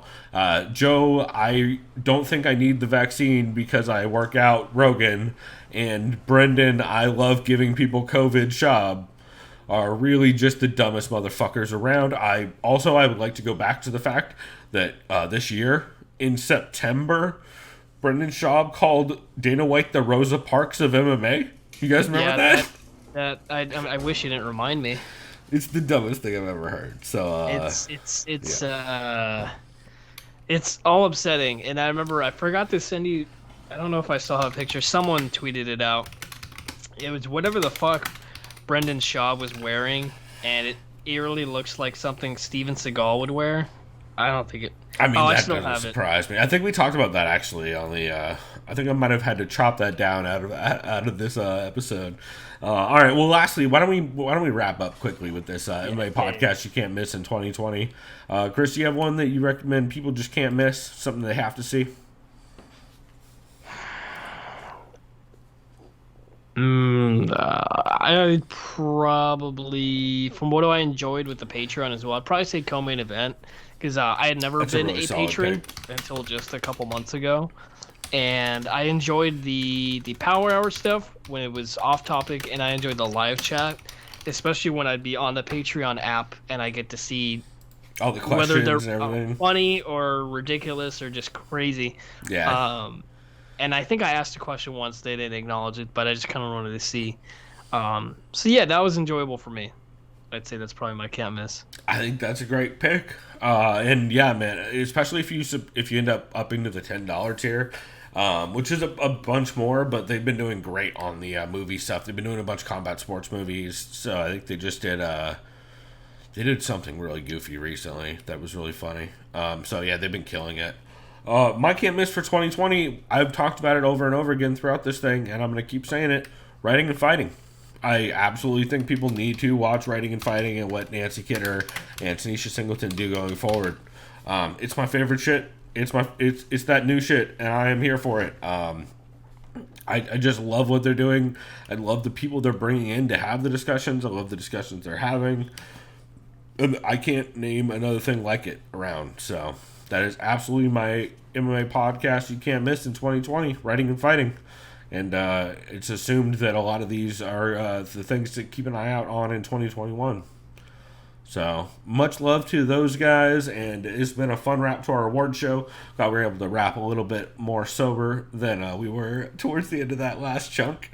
But that's why we do this in segments like this, and also that's why we're doing this before, Chris and I go talk about... Oh my god, this light beer is killing me. Before Chris and I go talk about Irreversible and Adam, you know what? I'm probably just getting ready to puke because I have to talk about Adam Hunter's special here shortly.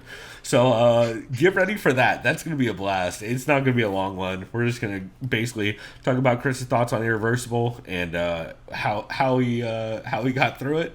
And then I'll tell you about how many times I looked at the clock during Adam Hunter's special.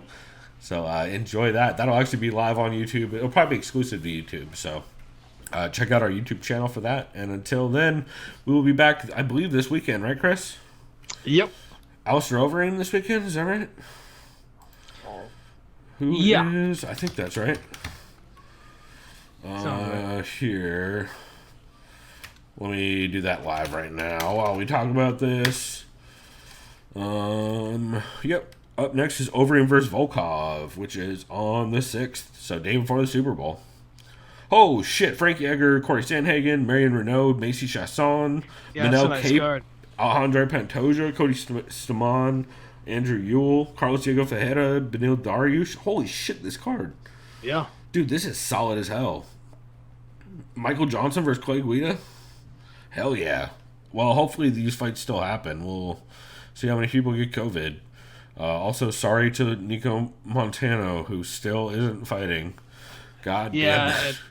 I think a lot of that has to do with how the UFC just kind of disregards her health, too. Well, also part of that is Native American reservations have not been having great records with COVID, so I would assume that might have something to do with it, too. But, yeah, I'm very excited for that, so keep an eye out for that. And until then, we will go check out this... this stuff we got to sit through. Yours was, in retrospect, yours is so much more pleasant. I'm telling you right now.